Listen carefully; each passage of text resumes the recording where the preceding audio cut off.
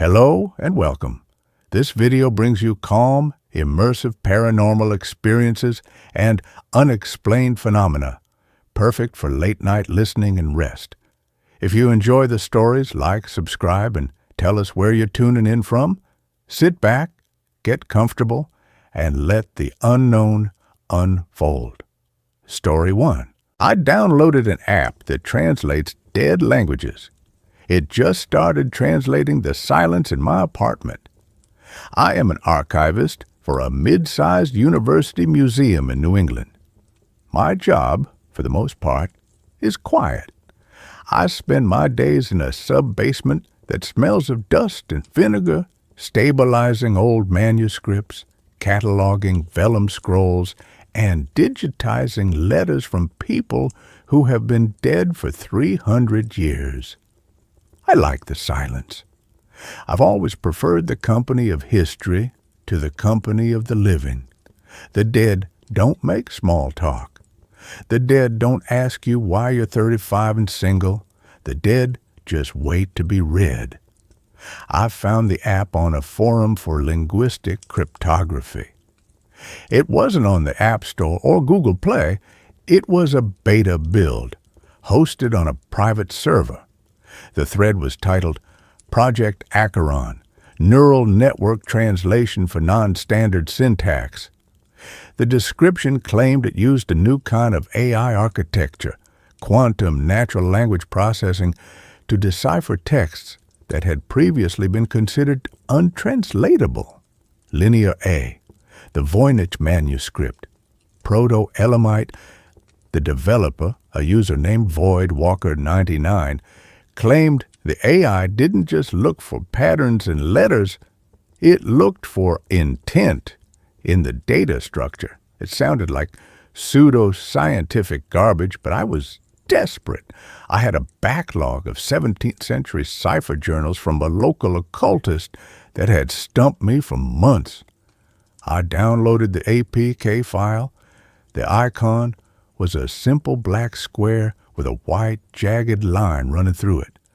I installed it on my tablet last Friday. I set the tablet up on my workstation, opened the app, and pointed the camera at the cipher. The interface was austere. No menus, no settings, just a camera view and a text box at the bottom overlaying reality. It worked instantly. It was terrifyingly fast. The gibberish symbols on the parchment shimmered on the screen, replaced by glowing green English text. The journal wasn't a spell book. It was a ledger of debts. Boring, mundane, but translated perfectly. I spent the next 6 hours feeding it everything I had.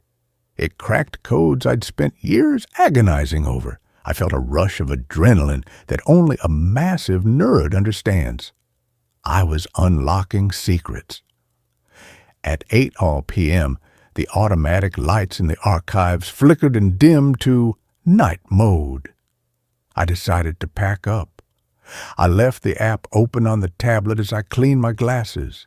The tablet was propped up against a stack of books, the camera pointing out into the empty, darkened aisle of the archive shelves. I was reaching for my bag when the tablet pinged. A soft, digital chime. I looked at the screen. A text box had appeared at the bottom. "It is cold in the rose." I frowned. I looked at the parchment in front of the lens. I had already moved the journal. The camera was pointing at empty air. Just the metal shelving units and the darkness between them. I wiped the lens. Maybe it was picking up a pattern in the dust? Or the spine of a book looked like text? Ping. "He is cleaning the glass. He cannot see us." My blood went cold. I froze, holding my glasses cloth. I looked around the room. Hello? Silence. Just the hum of the HVAC system at the settling of the building. I looked back at the screen. The green text was floating in the augmented reality overlay, hovering in the middle of the aisle, roughly at head height. Ping. "He speaks to the air. He thinks he is alone." I grabbed the tablet. I tapped the screen, trying to find a reset or calibration button. There was nothing. The AI was interpreting visual data. But what data? There was nothing there. "This is a bug," I whispered. "It's a glitched predictive text algorithm." Ping. "Not a bug.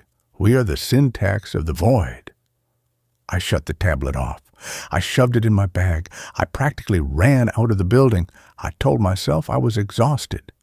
I told myself that staring at handwriting for 10 hours had fried my brain and the AI was just hallucinatory software. I went home to my apartment. I live on the 3rd floor of a brownstone. It's a safe space, thick walls, double locks. I poured myself a glass of wine and ordered Thai food. I refused to look at the tablet, but curiosity is a disease. Around 11 p.m., after 2 glasses of Merlot, I pulled the tablet out. I needed to debug it. I needed to prove it was just picking up random noise and assigning words to it. That's what AI does. It hallucinates meaning where there is none. I sat on my sofa. My living room was lit only by the street lamps outside. I turned the tablet on. I opened Project Acheron. I pointed the camera at my white living room wall, a blank canvas, no patterns. The screen remained clear for a minute. Then a flicker. Ping. The wine makes his blood slow. I stared at the wall. Nothing. I looked at the screen. The text was anchored to the corner of the ceiling, right above the floor lamp. Ping. He brought the eye into the house. We have been waiting for an eye. "Who are you?" I asked, my voice trembling. The text didn't change based on my voice. The app didn't use a microphone. It used the camera. It was reading something. Ping. "We are the residents of the spaces between. We are the static." I stood up and panned the camera around the room. The living room was full of them. Not them, in a visual sense. I couldn't see monsters. But the screen was filled with text boxes. They were floating on the sofa, standing by the window, hanging from the ceiling fan. "Hungry, cold, touches hair. Look at the skin. It is soft." There were dozens of distinct voices, represented by different spatial tags. I ran to the kitchen. I pointed the camera at the sink. "Drown." I pointed it at the knife block. "Cut." I dropped the tablet on the counter. It clattered loudly. I backed away, breathing hard. This was an elaborate prank. Someone had hacked the tablet. They were watching me through the camera and typing these things. That had to be it. A hacker. Void Walker Dynatine. I grabbed a piece of duct tape from my junk drawer and taped over the camera lens. "Ha!" I said, my voice cracking. "Try seeing now." I looked at the screen. It was black, obviously, because the lens was covered, but the text boxes appeared anyway. Ping. "You cannot blind the algorithm, Thomas. It does not see light. It sees the waveform of reality." It used my name. I didn't sleep that night. I locked myself in the bathroom with the lights on. I left the tablet in the kitchen. The next morning, Saturday, I decided to go to the source. I needed to find the developer. I went to the forum where I downloaded the app. The thread was gone. Deleted. I searched the user Void Walker 999. I found one result.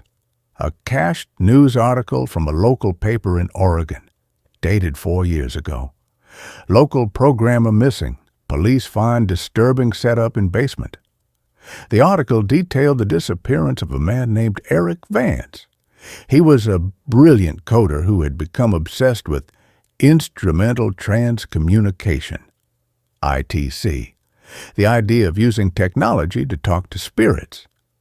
Police found his basement filled with servers, cameras, and microphones running 24/7, but Eric was gone.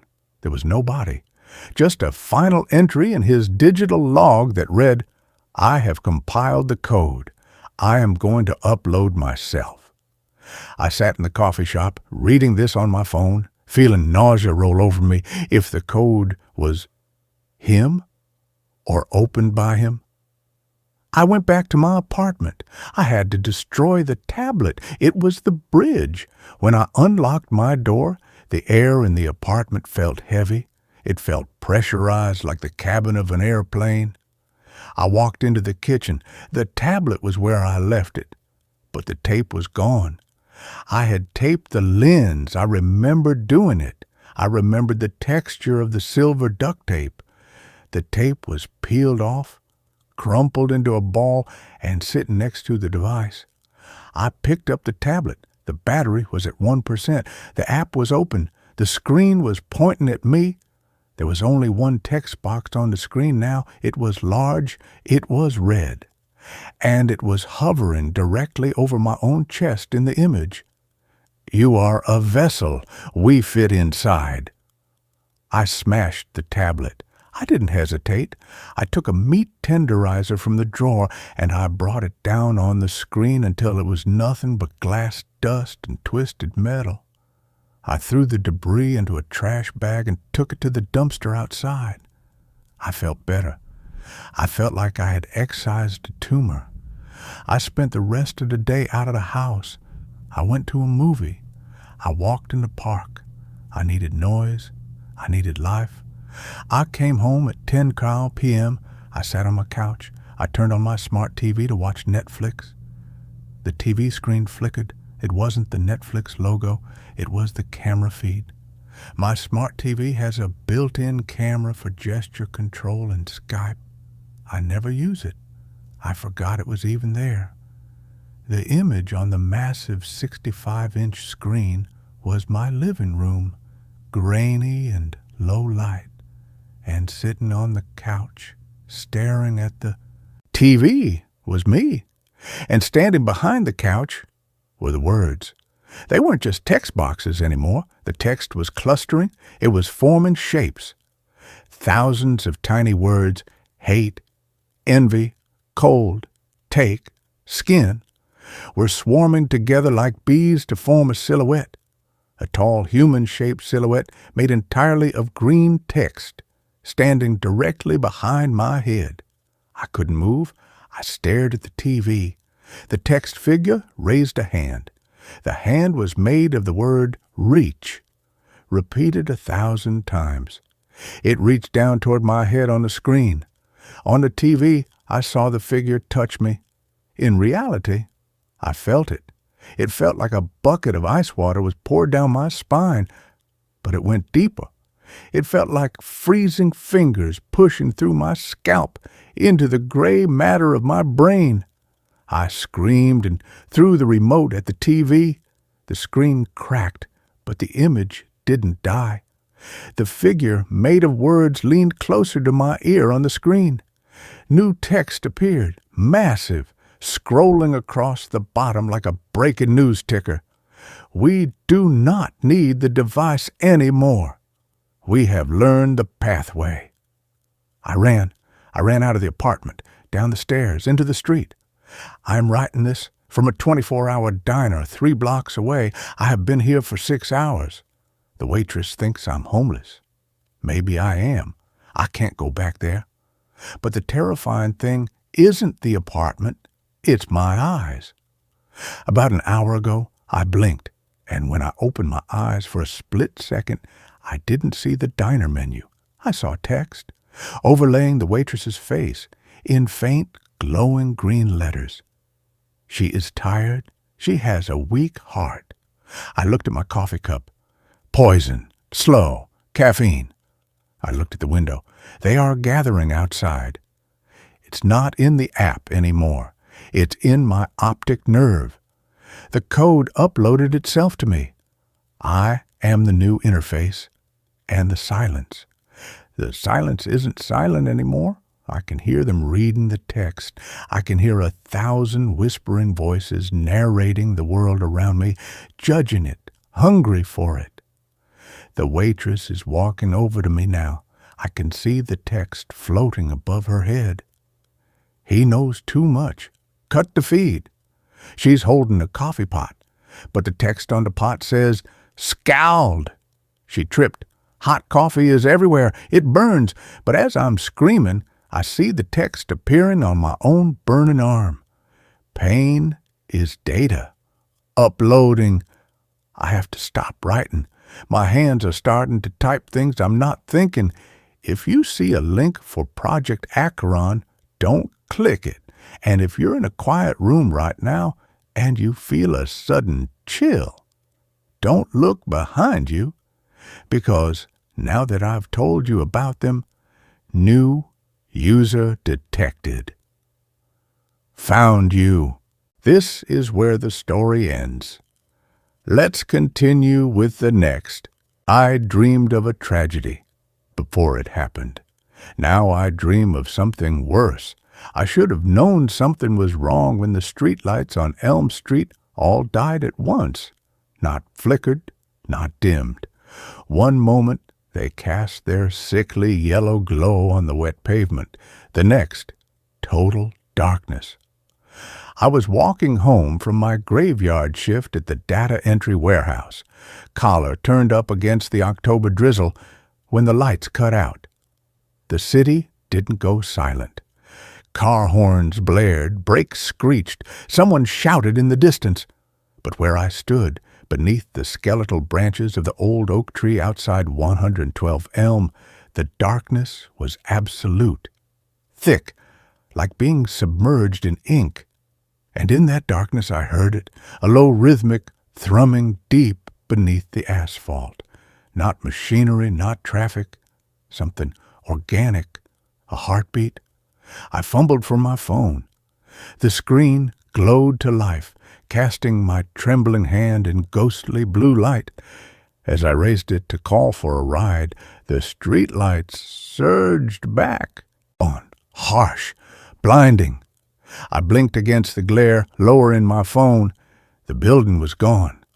112 Elm Street, Mrs. Callahan's antique shop, with its dusty bay windows and brass bell above the door, had vanished. In its place yawned a crater. Jagged concrete teeth ringed a pit filled with twisted rebar, shattered glass, and the splintered remains of Mrs. Callahan's prized Chippendale desk. Rain slicked the debris. Sirens wailed in the distance, growing louder. People spilled from neighboring buildings, pointing, screaming. I stood frozen on the sidewalk, my phone still held up, the screen now showing a photo I hadn't taken.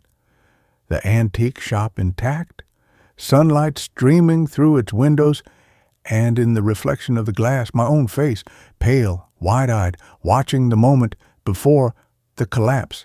The timestamp read 3:17 a.m. My 3:17 a.m. The time I'd woken from the dream. The dream. It had come 3 nights ago. Vivid, unshakable. I'd been standing in Mrs. Callahan's shop, the smell of lemon oil and old paper thick in the air. She was polishing a porcelain doll behind the counter, humming off-key. "Rain's coming, dear," she'd said without looking up. "You can taste it in the stones." Then the floor buckled. Not a tremor, a yawn. The walls folded inward like cardboard. Dust choked the air. I felt the heat of the gas main igniting before I saw the flames, and beneath it all, that same deep, wet thrumming from the earth. I woke gasping at 3:17 a.m., my sheets soaked with sweat, the echo of breaking glass ringing in my ears. I dismissed it as stress, grief. The divorce papers had arrived that afternoon. I reported the dream to the police the next day. Officer Ruiz, a tired man with kind eyes, listened patiently while I stammered about premonitions and feeling the earth move. He patted my arm. "Bad dreams after a rough patch, huh? Happens to the best of us." He made a note, filed it, did nothing. Now standing at the edge of the crater, watching firefighters pull a sheet-draped stretcher from the rubble, I understood. Mrs. Callahan was under that sheet. So was Ben, from the hardware store next door. So was the stray cat she'd been feeding. 12 people, all gone because no one believed a broken man who dreamed in threes. The news called it a tragic gas leak. The city condemned the block. I moved into a cheap motel on the other side of town, the kind with thin walls and flickering neon signs that painted the ceiling blood red at night. I didn't sleep. I chain-smoked on the rickety balcony, watching the highway blur below, jumping at every siren. The dreams didn't stop. They changed. The first new dream came on the 7th night in the motel. I stood not in a building, but in a forest. Ancient oaks draped in Spanish moss. Moonlight filtered through the canopy, silver in a narrow dirt path. The air smelled of damp earth and something sweetly rotten. At the path's end stood a door, not a house door, a freestanding door, weathered oak bound with iron straps, hanging in mid-air like a picture frame with no wall. Carved into its surface was a symbol, a spiral within a circle, the lines deep and deliberate. From beyond the door came that same thrumming, but slower now, deliberate, hungry. I reached for the iron latch. Cold bit into my palm. As I pulled the door open, not darkness, but light, spilled out, blinding white light, and voices, not human, layered, whispering in a language that scraped the inside of my skull. She's ready. The vessel is empty. Let her in. I woke on the motel floor, my cheek pressed to the sticky carpet, the taste of copper in my mouth. My knuckles were split. Blood smeared the cheap wallpaper beside the bed. On the nightstand, my phone screen was shattered, but still lit. The wallpaper behind it was torn away, revealing the motel's flimsy wallboard. Scratched into the plaster, deep and jagged, was the spiral and circle, symbol from the dream. I didn't call the police this time. I called Dr. Eris Thorne. His office was in a converted Victorian on the edge of the university district. Dust motes danced in the slanted afternoon light. Thorne was in his 70s, with watery eyes and hands that trembled slightly as he poured tea. He'd written obscure papers on temporal precognition and shared dream states before being quietly sidelined by the academic mainstream. I told him everything. The collapse, the motel wall, the door in the woods. He listened without interrupting, his gaze fixed on my left wrist. "You have the mark," he said softly when I finished. He pushed back my sleeve. There, circling my wrist like a bruise that never faded, was a faint spiral, the same symbol from the door. "It appears after the first true vision, a tether. The door knows you now." "What door?" My voice cracked. "What is it?" "The between," he murmured, stirring his tea with a silver spoon. "A place outside time, where things that were lost. Wait, not ghosts. Older, hungrier. They feed on grief, on the spaces left when something vital is ripped away. Your divorce, Mrs. Callahan's death, the collapse. Each loss makes the tether stronger, lets them pull you closer." He leaned forward, his voice dropping. "The dreams aren't warnings, Daniel. They're invitations. They're testing the lock." I moved out of the motel that day. Thorne found me a room in his own house, a small cluttered space filled with books and ticking clocks. "Walls matter," he'd said. "Old walls, strong walls, and time. Keep time moving. The between hates the tick of a clock." I slept under a quilt stitched with silver threads Thorne claimed were warding patterns. For 3 nights, the dreams stopped. I slept deeply, the house's grandfather clock in the hall keeping steady time, tick-tock, tick-tock. Then, on the fourth night, the clock stopped. I woke at 3:17 a.m. to silence. Not the absence of sound, of thick silence, pressing in like water. The grandfather clock's pendulum hung motionless. The digital alarm on Thorne's desk read 3 Pointe in frozen red numbers. And the smell, wet earth and rotten lilies, filled the room. I wasn't in the spare bedroom. I stood before the door in the woods. Moonlight dappled the mossy ground. The iron latch was cold under my hand. The voices from the other side were louder now, insistent. She's forgotten the taste of sun, the weight of a child's hand. Let her remember the hollow places. Let her in. I wrenched the door open. Not light, not darkness. A room, small, familiar, my childhood bedroom. Sunlight streamed through the window where my old baseball pennants hung. On the bed sat a woman, my mother, young, vibrant, her hair the rich brown it was before the chemo turned it to ash. She held a storybook, her finger tracing the words. "Once upon a time," she whispered, her voice the warm honey I remembered from before the hospital rooms and the beeping machines. "There was a boy who lived in a house with walls so thin the stars could whisper through them. I hadn't seen her like this in 20 years, not since she chose the pills over the pain." I took a step forward, tears blurring my vision. "Mom?" She looked up, smiled, but her eyes were wrong.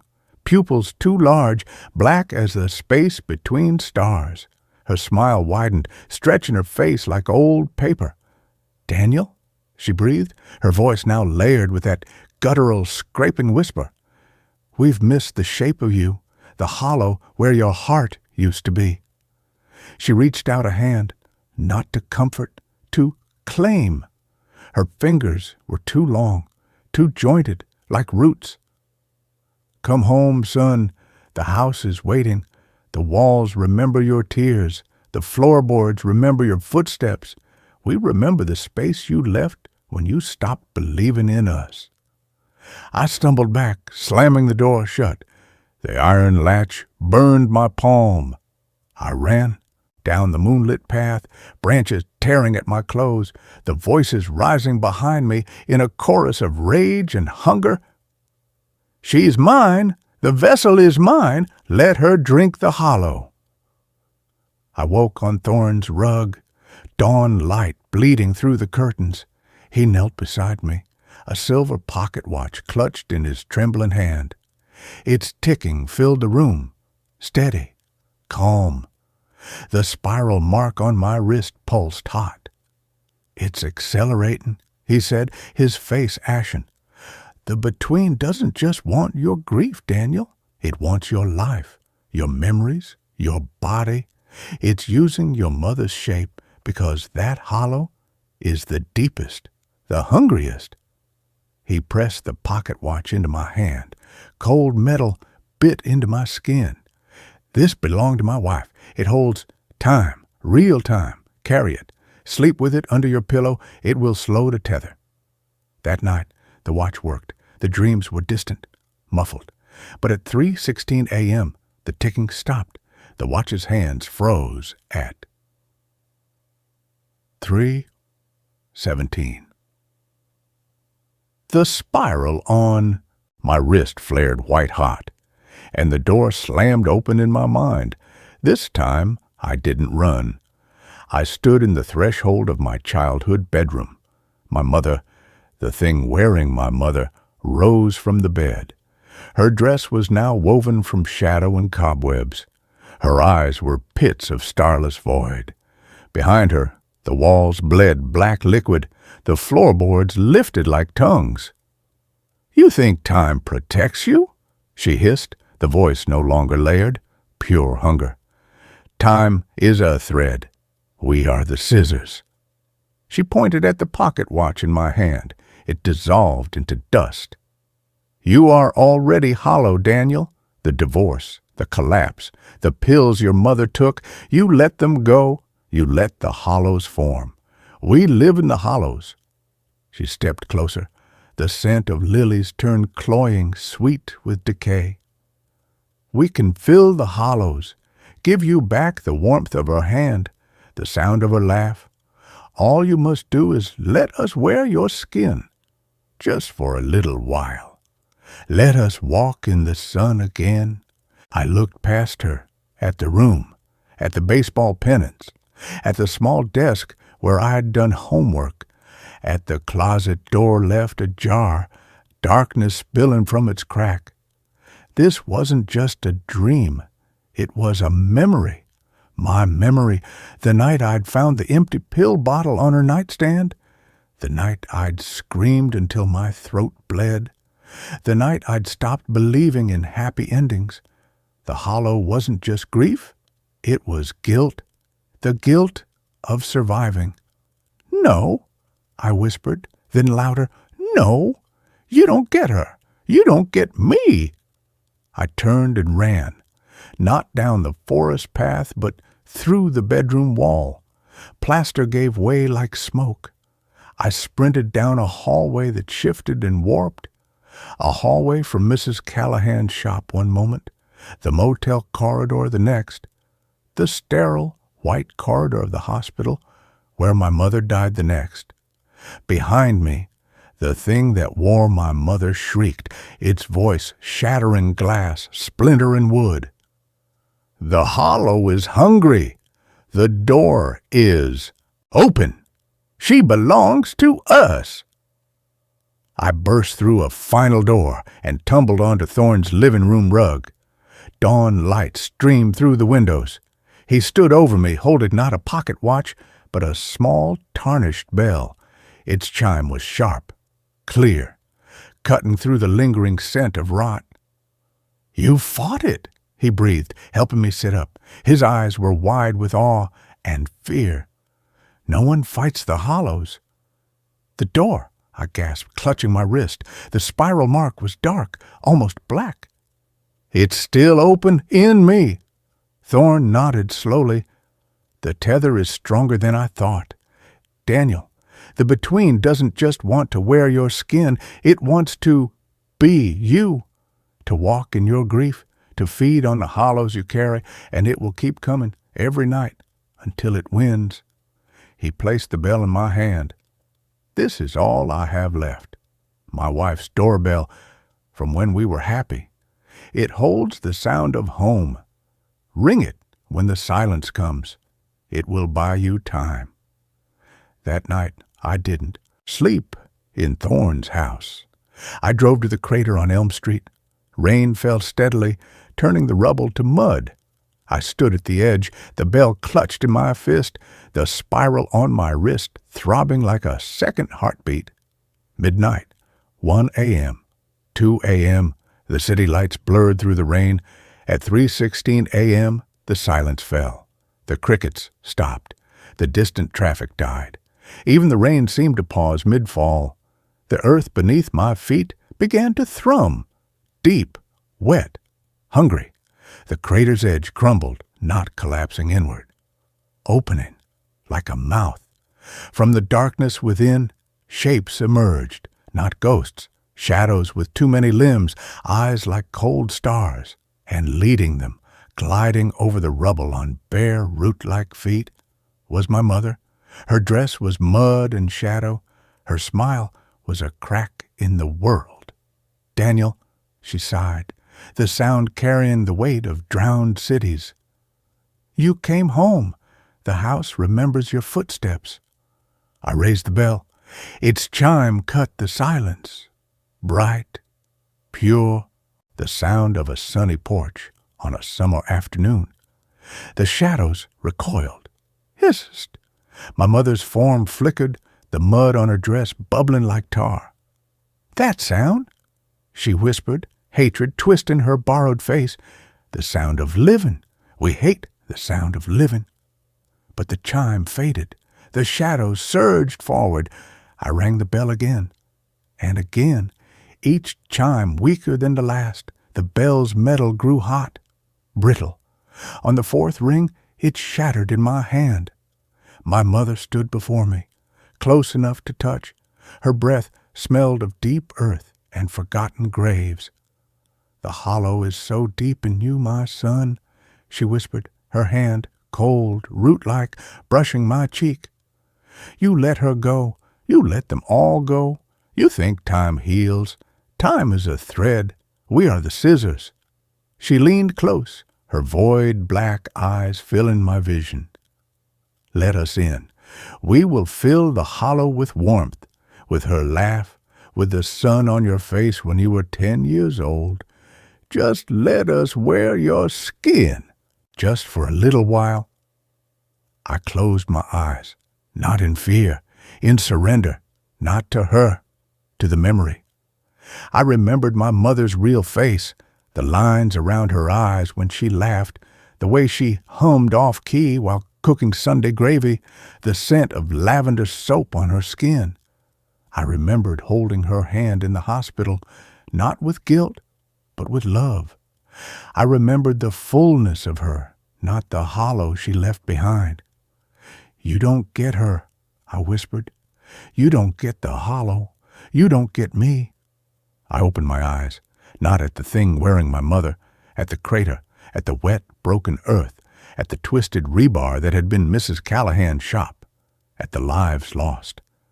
I didn't feel guilt. I felt sorrow, deep, heavy, but real. Not a hollow to be filled, but a space to be honored. The thing that wore my mother screamed, a sound that cracked the asphalt beneath my feet. Its form dissolved into swirling shadows. The other shapes shrieked, melting back into the crater's darkness. The thrumming faded. The rain began to fall again. But the spiral on my wrist didn't fade. It burned brighter, deeper. I drove back to Thorne's house as dawn bled into the sky. He stood on the porch, waiting. He didn't ask what happened. He just nodded at my wrist. "It's part of you now, the tether, the door." "What do I do?" My voice was raw. "You live," he said simply. "You carry the hollows, but you fill them with life. Not just grief, not just memory, real things, warm things, the taste of coffee, the weight of a book in your hands, the sound of birds at dawn." He placed a small, smooth stone in my palm, river-polished, cool. "Hold this when the silence comes. Remember the weight of the real world." I stayed with Thorne. I got a job shelving books at the university library. I drank too much coffee. I learned the names of the sparrows that nested in his eaves. The dreams didn't stop, but they changed. Sometimes at 3:17 a.m., I stand before the door in the woods. The iron latch is cold. The thrumming is faint. I touch the spiral on my wrist. I hold the river stone. I think of the sparrow's song, the smell of old paper in the library, the warmth of Thorne's kitchen on a winter morning. The door doesn't open, but last night it rattled, not from the other side, from within me. A voice, my own voice, but hollow, starved, whispered through the cracks. "The sparrow's song is so loud. The coffee is so warm. Let me taste it, just once. Let me wear your skin for 1 hour. I'll give it back. I swear on the hollow." I didn't answer. I held the river stone tighter, felt its solid, unchanging weight. I thought of the sparrow building its nest, of Thorne's laughter over burnt toast, of the real living world. The rattling stopped, but the spiral on my wrist pulsed once, like a heartbeat. I know what's coming. The between doesn't give up. It waits. It hungers. It knows the hollows in me better than I do. It knows I still dream of my mother's laugh, of Mrs. Callahan polishing that porcelain doll, of the warmth of Sarah's hand in mine before the divorce papers came. It knows the hollows never truly fill, and it's right. but the stone is heavy in my pocket. The sparrow sings outside my window. Thorn is making pancakes downstairs, humming off-key. The door will rattle again tonight at 3:17 a.m. I'll be ready. I'll hold the stone. I'll remember the weight of the world. And I'll whisper back, the hollows are mine, the warmth is mine, the skin is mine. But part of me, the small starved part that still tastes the pills on my mother's breath, that still hears the gas main ignite under Elm Street, that still feels the divorce papers like shards of glass in my chest. Part of me wants to turn the latch just once to see if the hollow could be filled, to see if the thing wearing my mother's face could, for one stolen hour, make the world feel whole again. The stone is heavy, but hunger is heavier. I hear the sparrow sing. I taste the coffee. I touch the spiral on my wrist. And I wait for 3017.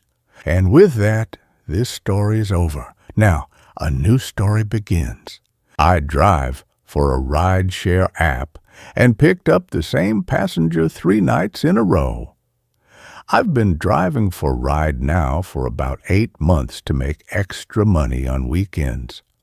I work a regular job during the week, but the extra cash helps with bills.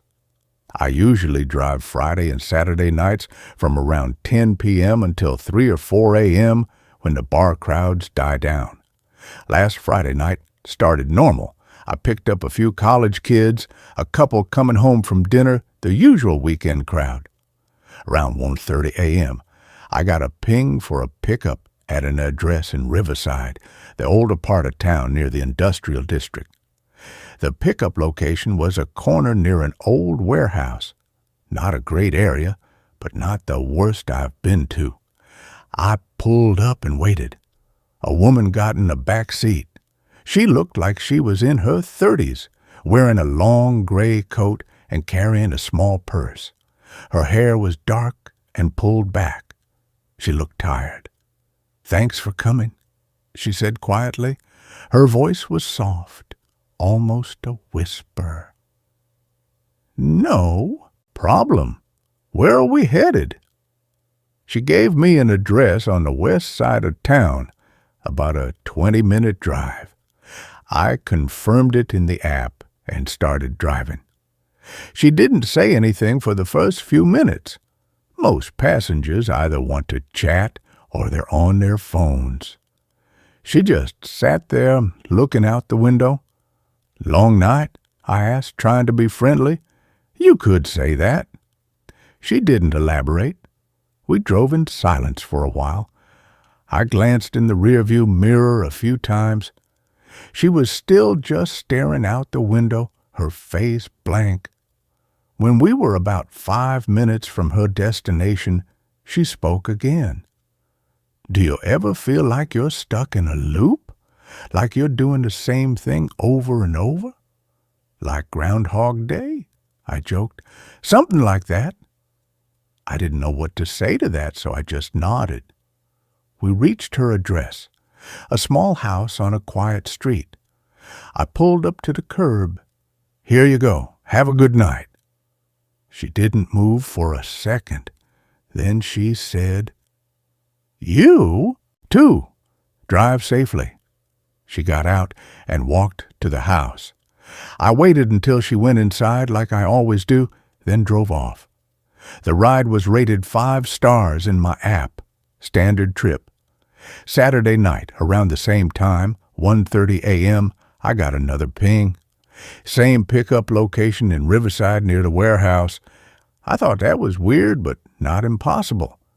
Maybe she worked nearby and this was her regular ride home. I pulled up to the same corner. The same woman got in my car. Same gray coat, same purse. She sat in the same spot in the back seat. "Hey again," I said. "Same place as last night?" She looked at me confused. "Last night?" "Yeah, I picked you up here yesterday. Took you to Hillcrest Street." She shook her head slowly.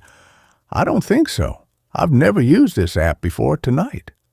That didn't make sense. I definitely remembered her, but I didn't want to argue with the passenger. My mistake? Sorry. Where to? She gave me the same address as the night before. Exact same destination. I entered it in the app and started driving. This time, I paid more attention to her. She did the same thing. Stared out the window. Didn't talk. Barely moved. About halfway there, I tried again. You sure you haven't used Ride Now before? I could swear I drove you last night. I'm sure, she said. But her voice had a strange quality to it, like she wasn't entirely certain. We drove in silence again. When we got close to her house, she asked the same question as before. Do you ever feel like you're stuck in a loop? The hair on the back of my neck stood up. Those were the exact same words, the exact same timing in the drive. Yeah, I said carefully. Sometimes I do. It's happening to me, she said quietly. I keep waking up in that warehouse. I keep going home, but I never remember getting there. What do you mean, you wake up in the warehouse? She didn't answer. We pulled up to her house. She got out without another word and walked inside. I sat there for a minute, confused and a little creeped out. I checked my ride history. Both rides were listed, Friday night and Saturday night. Same pickup, same destination, same passenger name, Sarah M. I almost didn't drive on Sunday. I thought about staying home, but I needed the money, and I told myself I was being paranoid. It was just a coincidence. Sunday night, 1:30 a.m. I got a ping, same location in Riverside. My hands were shaking as I drove there. Part of me hoped it would be a different passenger, but I knew it wouldn't be. She was standing on a corner waiting, same coat, same purse. When I pulled up, she got in. Hi, I said. Sarah, right? She looked startled. How do you know my name? It's in the app. Listen, I've picked you up the last 3 nights. Same place, same time, same destination. Do you remember me at all? She stared at me in the rearview mirror. Her eyes looked scared. 3 nights? Friday, Saturday, and now Sunday. You asked me the same question both times about being stuck in a loop. Her face went pale. I don't remember Friday. I barely remember Saturday. I keep waking up in that warehouse behind us. I don't know how I get there. I call a ride home and then nothing. I wake up in the warehouse again. What's in the warehouse? I don't know. I never go inside. I just wake up on the street corner, and it's always 1:15 a.m. every time. I felt cold. What do you mean every time? This has been happening for weeks, maybe longer. I can't remember anymore. Her voice was shaking. At first I thought I was sleepwalking, but I'm fully dressed. I have my phone and my purse. I call a ride, I go home, I go to bed. Then I wake up on that corner again. Have you tried staying awake or going somewhere else besides home? I've tried. I can't stay awake. As soon as I get home and lie down, I fall asleep immediately. And when I wake up, I'm back there. What about going to a hospital or the police? She shook her head. I tried that. Twice. Same thing happens. I end up back at the warehouse. We were getting close to her house. I didn't want to drop her off. I had a feeling if I did, I'd pick her up again tomorrow night. What if you don't go home? I asked. What if I take you somewhere else? Where? I don't know. A hotel? A friend's house? She thought about it. I don't have any friends in this city. I moved here 6 months ago for work, and I've tried hotels. I wake up at the warehouse anyway. What about the warehouse itself? Have you tried going inside to see what's in there? She looked terrified. No, I'm afraid to. Maybe that's the answer. Maybe you need to face whatever is in there. Will you come with me? I should have said no. I should have dropped her off and never accepted another ride from that area. But something about her desperation, her fear, I couldn't just leave her. Okay, I said, let's go back. I turned the car around and drove back to Riverside. When we got to the warehouse, I parked on the street. It was almost 2 a.m. The area was deserted. The warehouse was old brick, 3 stories tall, with broken windows and faded paint. There was a chain-link fence around it with a torn section where you could slip through. I don't think this is a good idea, Sarah said. We don't have to go in. We can just look around. We got out of the car. The street was quiet except for distant traffic sounds. We walked to the fence and looked through. There was a loading dock with a metal door. It was slightly open. That door, Sarah said, it's always open just like that. You've seen it before? Every time I wake up, I can see it from the corner. It's always open a few inches. We stood there for a minute. Then I made a decision. I'm going to look inside. Please don't. But I was already walking through the gap in the fence. I heard Sarah following behind me. We got to the loading dock, and I pulled the metal door open wider. Inside was dark, but I could see a hallway with my phone flashlight. The walls were covered in old graffiti. The floor was concrete, cracked and dirty. We walked down the hallway. It opened into a large room that must have been the main warehouse floor. Empty, except for some broken pallets and trash. There's nothing here, I said. Wait. Sarah was looking at something in the corner. There. I shined my light where she was pointing. There was a stairway leading down, a basement.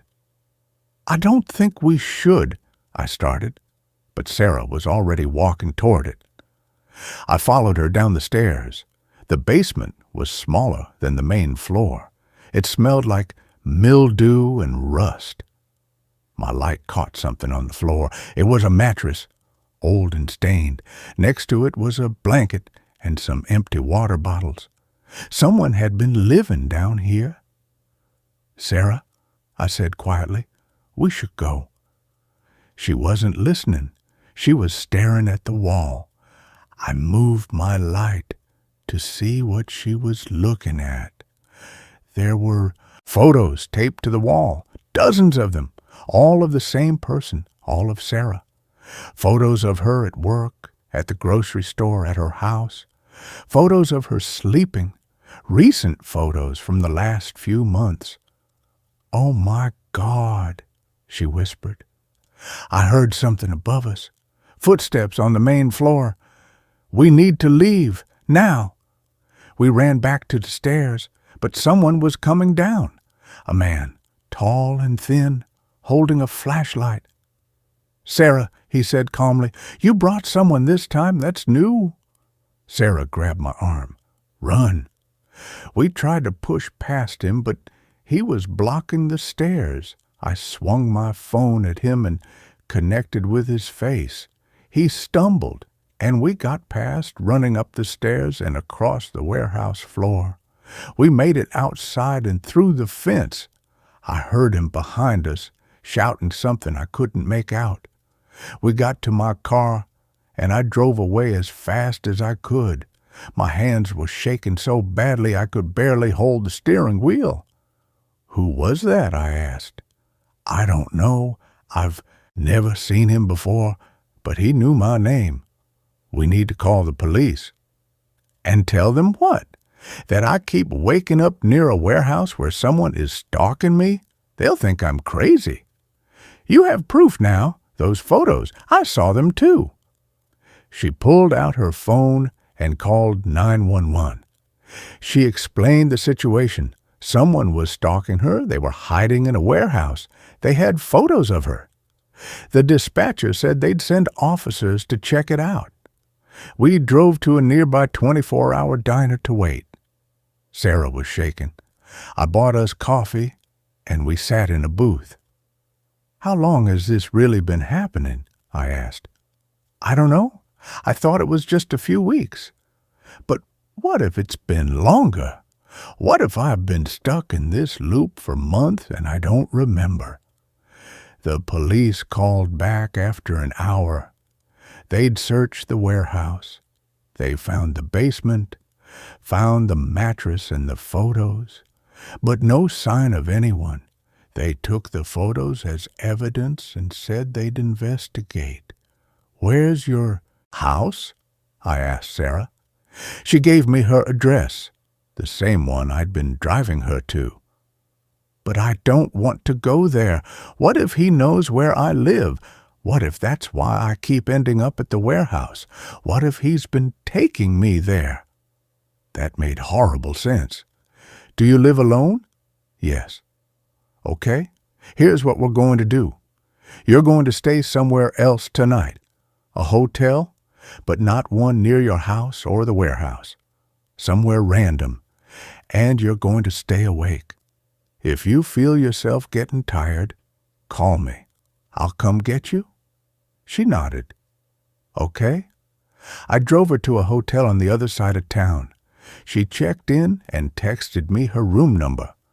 I told her to lock the door and keep her phone on.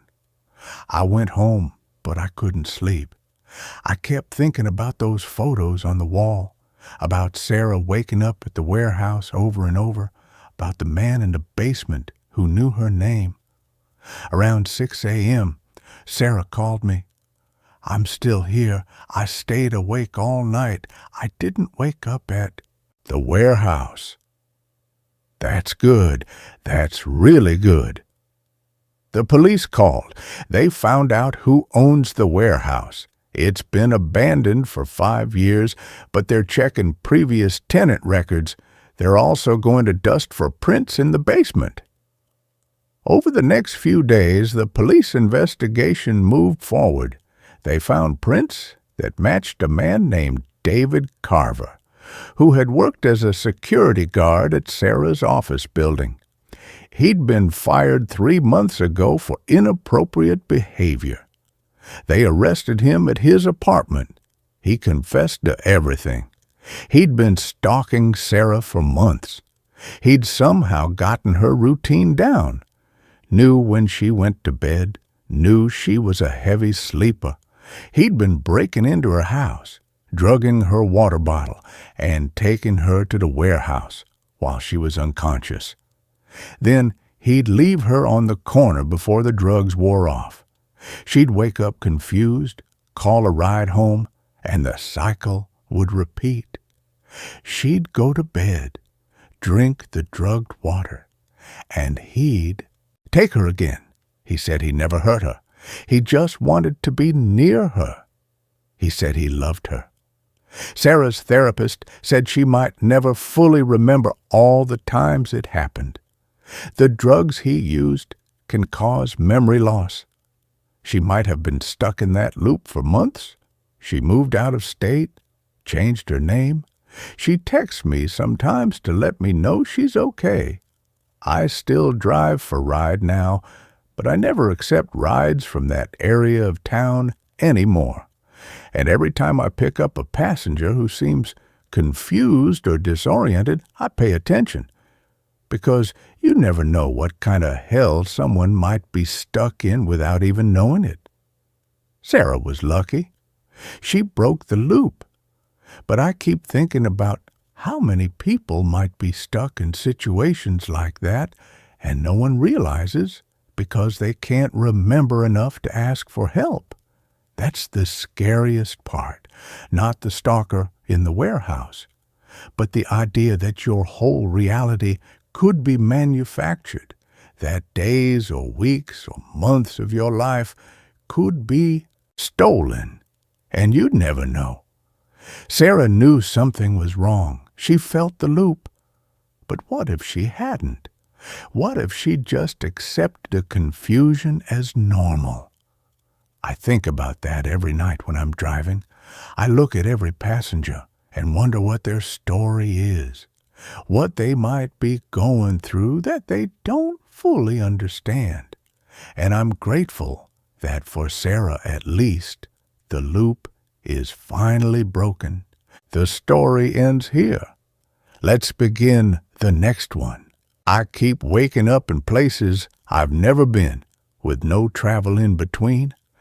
I signed the lease for the apartment on Sycamore Street because it was the only place that would take me after the eviction. The realtor, Mr. Finch, handed me the keys in the dim lobby of the building, his eyes avoiding mine as he muttered about quirks. "Utilities included," he'd said, wiping his hands on his trousers. "Just keep the lights on after dark. Saves on the electricity." He didn't explain why. I didn't ask. After the layoff and the divorce, I'd take peeling paint over sleeping in my car. The apartment itself was a shoebox with a view of a brick wall, one window, one radiator that hissed like a sleeping serpent, one bed with a mattress so thin I could count the springs through the sheets.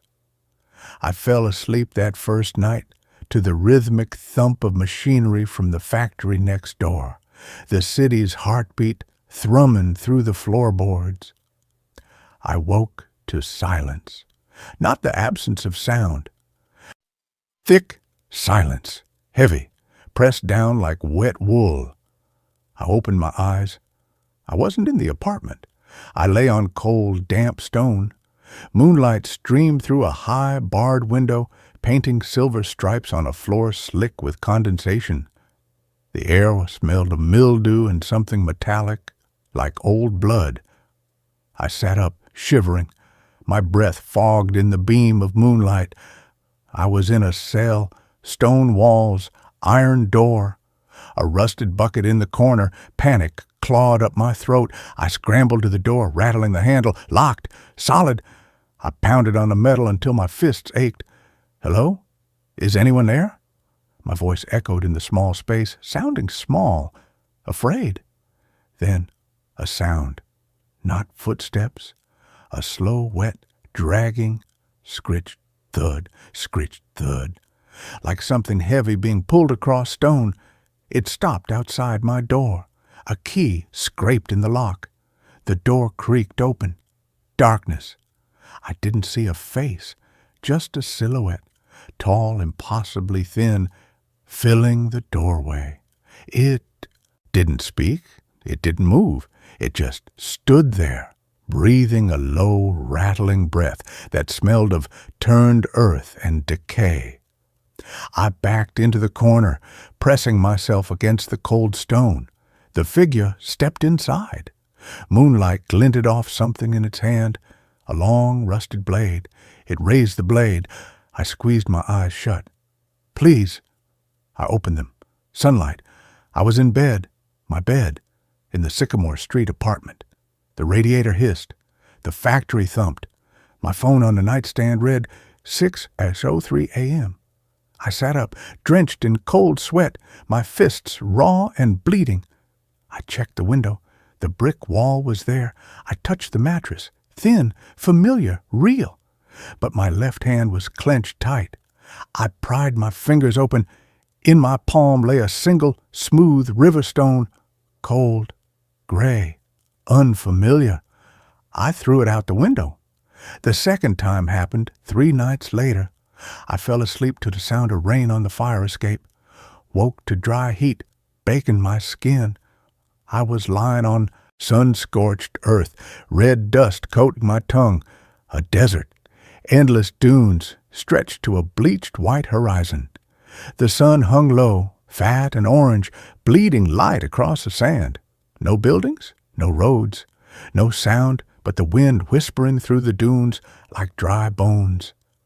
I stood dizzy, my mouth parched. My clothes were the same I'd worn to bed, thin cotton pajamas. They were soaked with sweat, plastered to my skin.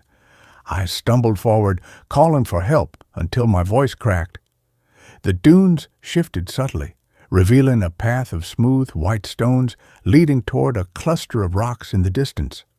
At the base of the rocks lay a cairn, a pile of stones stacked carefully, deliberately. On top of a cairn sat a small tarnished locket. I approached slowly. The locket was cold in my hand. I pried it open. Inside wasn't a photo, a single dried desert flower, purple, fragile, and beneath it, folded tiny, a scrap of paper with my own handwriting. "Find the well, he's waiting." The sun dipped below the horizon. Darkness fell like a curtain. The temperature plummeted. From the rocks, a low growl echoed, a sound too deep, too wet for any animal I knew. I ran, blindly, through the freezing dark. I woke at my desk in the Sycamore Street apartment. Dawn light streamed through the grimy window. My laptop was open, the screen glowing with a half-written email to my sister about job prospects. My coffee mug sat beside it, cold dregs at the bottom. My pajamas were dry, clean. But in my pocket, I found the desert flower. Its petals crumbled to dust at my touch. I started documenting it. A notebook on the nightstand. I wrote the time I fell asleep, the time I woke, the details of where I'd been, the river stone, the desert, the cell. I taped my phone to the headboard, recording audio all night. The recordings were always the same, my own breathing, the hiss of the radiator, the distant thump of machinery, no screams, no dragging sounds, no wind, just silence. The displacements grew more frequent, more invasive. I woke on a narrow boat, drifting down a black, slow-moving river. Mist clung to the water like breath. The banks were lined with skeletal trees, their branches clawing at a starless sky. A man sat at the stern, rowing with slow, deliberate strokes. He wore a long oilskin coat, his face hidden beneath a wide-brimmed hat. He didn't look at me, didn't speak, but as the boat glided past a bend in the river, I saw them, shapes, standing waist-deep in the water on both banks. Dozens of them, men, women, children. Their faces were blurred, smudged like wet ink, but their postures were unmistakable. Resignation, defeat. Their clothes were torn, waterlogged. One small hand reached out toward the boat, fingers dripping black liquid. The rower didn't pause. He just rowed on, the oars cutting through the water with a soft shush, shush, shush. I tried to speak, to ask where we were going. The rower finally lifted his head. Under the hat brim, there was no face, just a smooth, featureless expanse of skin. He pointed a long, bony finger, not at me, but at the riverbank, where a small stone well stood half submerged in the water. On its rim, etched deep into the rock, were the words, "He's waiting." I woke in the apartment. 3:17 a.m. The digital clock on the microwave glowed a time. My hands were wet, not with sweat, with river water, and clutched in my fist was a smooth, river-worn stone, not gray, black this time. I called my sister, Maya, met her at a diner the next morning, the notebook clutched to my chest. I showed her the entries, the stones, the dried desert flower in a plastic baggie. She listened quietly over her coffee, her face pale. "Live," she said gently, stirring sugar into her cup. "This sounds like fugue states, dissociative episodes. After the divorce, the stress, your mind is creating escape routes." She placed her hand over mine. I love you, but you need help. A specialist. It's not in my head, I insisted, my voice cracking. The stones are real, the water on my hands, the well. She just shook her head, her eyes filled with pity. The well isn't real. None of it is. She slid a business card across the table. Dr. Aris Thorne. He specializes in trauma. Please, for me. I took the card. Didn't call him. The third displacement was the worst. I woke in a child's bedroom. Small. Sunlit. The walls were papered with faded blue stars. A narrow bed stood beneath the window, the quilt rumpled. On the bedside table sat a small stuffed rabbit with one button eye missing. The air smelled of lavender and dust. I knew this room, not from life, from memory. My memory. This was my bedroom when I was 7 years old, the year my father left, the year I stopped believing in happy endings. I stood slowly, my bare feet on the worn rug. The door was ajar. From the hallway came the sound of voices, low, angry, my parents, the fight that had ended everything. I crept to the door. My mother stood in the hallway, her back to me, shoulders shaking with silent sobs. My father stood before her, suitcase in hand, his face hard. I can't do this anymore, Clara, he said, his voice tight. The silence, the emptiness, it's eating me alive. You're eating us alive, my mother whispered, turning. Her face was ravaged by tears. She needs you. She's just a child. He looked past her, his eyes meeting mine through the crack in the door. For a second, his expression softened. Then he looked away. She'll forget, he said flatly. Children always forget. He brushed past my mother, his suitcase scraping the doorframe. The front door slammed shut. A final hollow sound. My mother sank to her knees in the hallway, weeping. I stepped out of the bedroom. Mama? I whispered. She didn't hear me. She just rocked back and forth, whispering, Gone, he's gone, all gone. I reached for her shoulder. My fingers passed through her like smoke. She wasn't real, just a memory, a ghost. Then from the living room, a new sound, a low, wet thump, like a heavy sack hitting the floor. My mother's head snapped up, her eyes widened in pure horror. No, she breathed. Not again. Please, not again. She scrambled to her feet, stumbling toward the living room. I followed. The living room was dark, curtains drawn. In the center of the room, my father lay sprawled on the rug. His neck was twisted at an unnatural angle. His eyes stared blankly at the ceiling.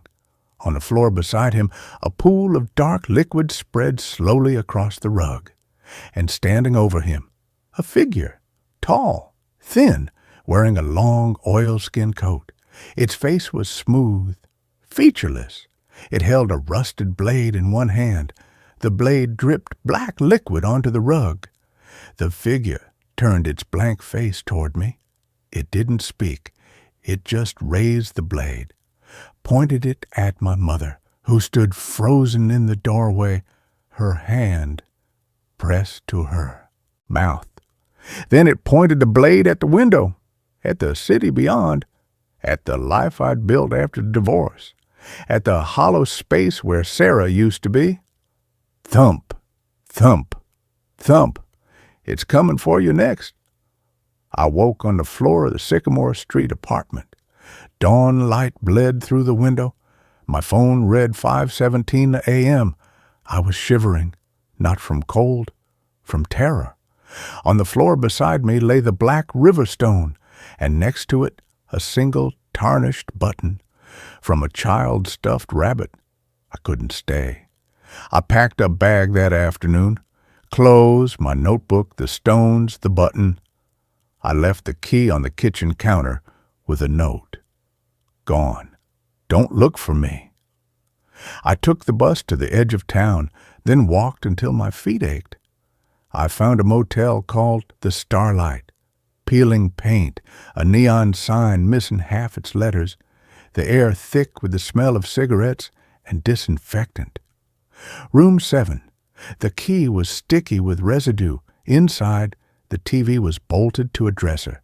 The carpet smelled of mildew.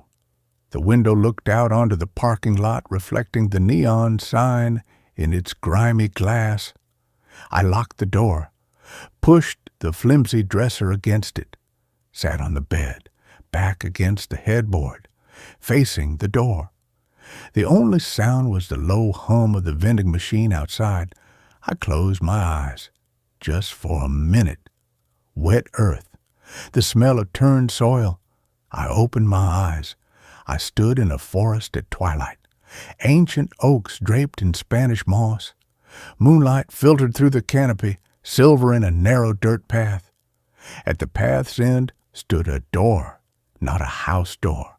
A freestanding door, weathered oak, bound with iron straps, hanging in midair like a picture frame with no wall. Carved into its surface was a symbol, a spiral within a circle, the same symbol I'd seen etched into the well stone in the river dream. From beyond the door came a low, rhythmic thrumming, like a heartbeat. I knew I shouldn't open it, but my feet moved anyway. The iron latch was cold under my hand. I pulled the door open. Not darkness, not light. A room, small, familiar, my childhood bedroom. Sunlight streamed through the window where my old baseball pennants hung. On the bed sat a woman, my mother, young, vibrant, her hair the rich brown it was before the chemo turned it to ash. She held a storybook, her finger tracing the words. "Once upon a time," she whispered, her voice the warm honey I remembered from before the hospital rooms and the beeping machines, "there was a girl who lived in a house with walls so thin the stars could whisper through them. I hadn't seen her like this in 20 years, not since she chose the pills over the pain." I took a step forward. "Mom?" She looked up, smiled, but her eyes were wrong. Pupils too large, black as the space between stars. Her smile widened, stretching her face like old paper. "Daniel," she breathed, her voice now layered with a guttural scraping whisper. "We've missed the shape of you, the hollow, where your heart used to be." She reached out a hand, not to comfort, to claim. Her fingers were too long, too jointed, like roots. "Come home, son. The house is waiting. The walls remember your tears. The floorboards remember your footsteps. We remember the space you left when you stopped believing in us." I stumbled back, slamming the door shut. The iron latch burned my palm. I ran down the moonlit path, branches tearing at my clothes, the voices rising behind me in a chorus of rage and hunger. "She's mine. The vessel is mine. Let her drink the hollow." I woke on the motel floor. Dawn light bled through the window. The digital clock on the nightstand read 6:03 a.m. The dresser was still against the door. The vending machine hummed outside, but on the floor beside me lay 3 stones, gray, black, and one smooth white stone I didn't recognize, and in my pocket, a single dried desert flower. I didn't check out. I just walked away. I live on the streets now, sleeping in bus stations, all-night laundromats, the back booths of diners that never close. I avoid motels. I avoid beds. I sleep sitting up, back against a wall. A streetlight's glow, my only comfort. I carry the stones in my pocket now, a heavy weight, a reminder. The displacements haven't stopped. They've changed. Last Tuesday in a Greyhound station bathroom, the flickering fluorescent light above the sink stuttered. For 3 seconds it wasn't a bathroom. It was the forest path. Moonlight dappled the mossy ground. The door stood at the end, the spiral and circle symbol glowing faintly on its surface, and standing before it, not the faceless figure, but Mr. Finch, the realtor. His suit was torn, his skin was gray, his eyes were voids. He turned his head toward me, his mouth stretching into a smile too wide for his skull. "The house appreciates your payments," he whispered, his voice layered with the sound of shifting stone. "But it hungers for more. It hungers for the hollow spaces, for the silence between heartbeats." He raised a hand. In his palm lay a single, smooth stone, white. "Soon," he rasped, "soon you'll belong to the walls." The light steadied. The bathroom was just a bathroom, but the scent of wet earth lingered, and on the sink, where no one had been, laid a white stone. I know what it wants. The house on Sycamore Street. It doesn't just rearrange rooms, it rearranges lives. It feeds on the hollow places, the spaces left by loss, by abandonment, by grief.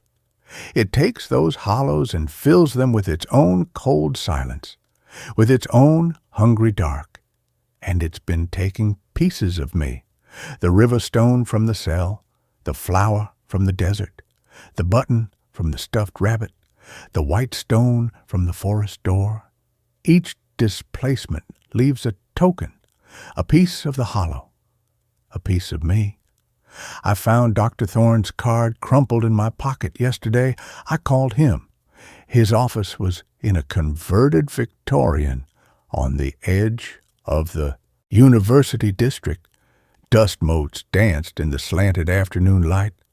He was in his 70s, with watery eyes and hands that trembled slightly as he poured tea. I told him everything, the displacements, the stones, the faceless figure, the house on Sycamore Street. He listened without interrupting, his gaze fixed on the stones I'd placed on his desk. "You're not crazy," he said softly when I finished. He pushed back my sleeve. There, circling my wrist like a bruise that never faded, was a faint spiral, the same symbol from the door. It appears after the first true displacement, a tether. "The house knows you now." "What house?" My voice cracked. "What is it?" "The Hemlock House," he murmured, stirring his tea with a silver spoon. "Silas Thorne built it in 1898. My grandfather, he was a clockmaker, obsessed with time and memory. After his wife Eleanor died in childbirth, he couldn't bear the empty spaces in the house, the silence where her laughter used to be. He didn't build more rooms. He taught the house to grieve, to rearrange itself around the hollows, to fill the silence with echoes of what was lost." He leaned forward, his voice dropping. "But grief is a hungry thing. It needs to be fed." Silas fed it with pieces of himself, his memories, his joys, his sorrows, until there was nothing left but the hollow. The house consumed him, and it's been feeding on others ever since. People with hollow spaces, people like you. He placed a small tarnished bell in my hand.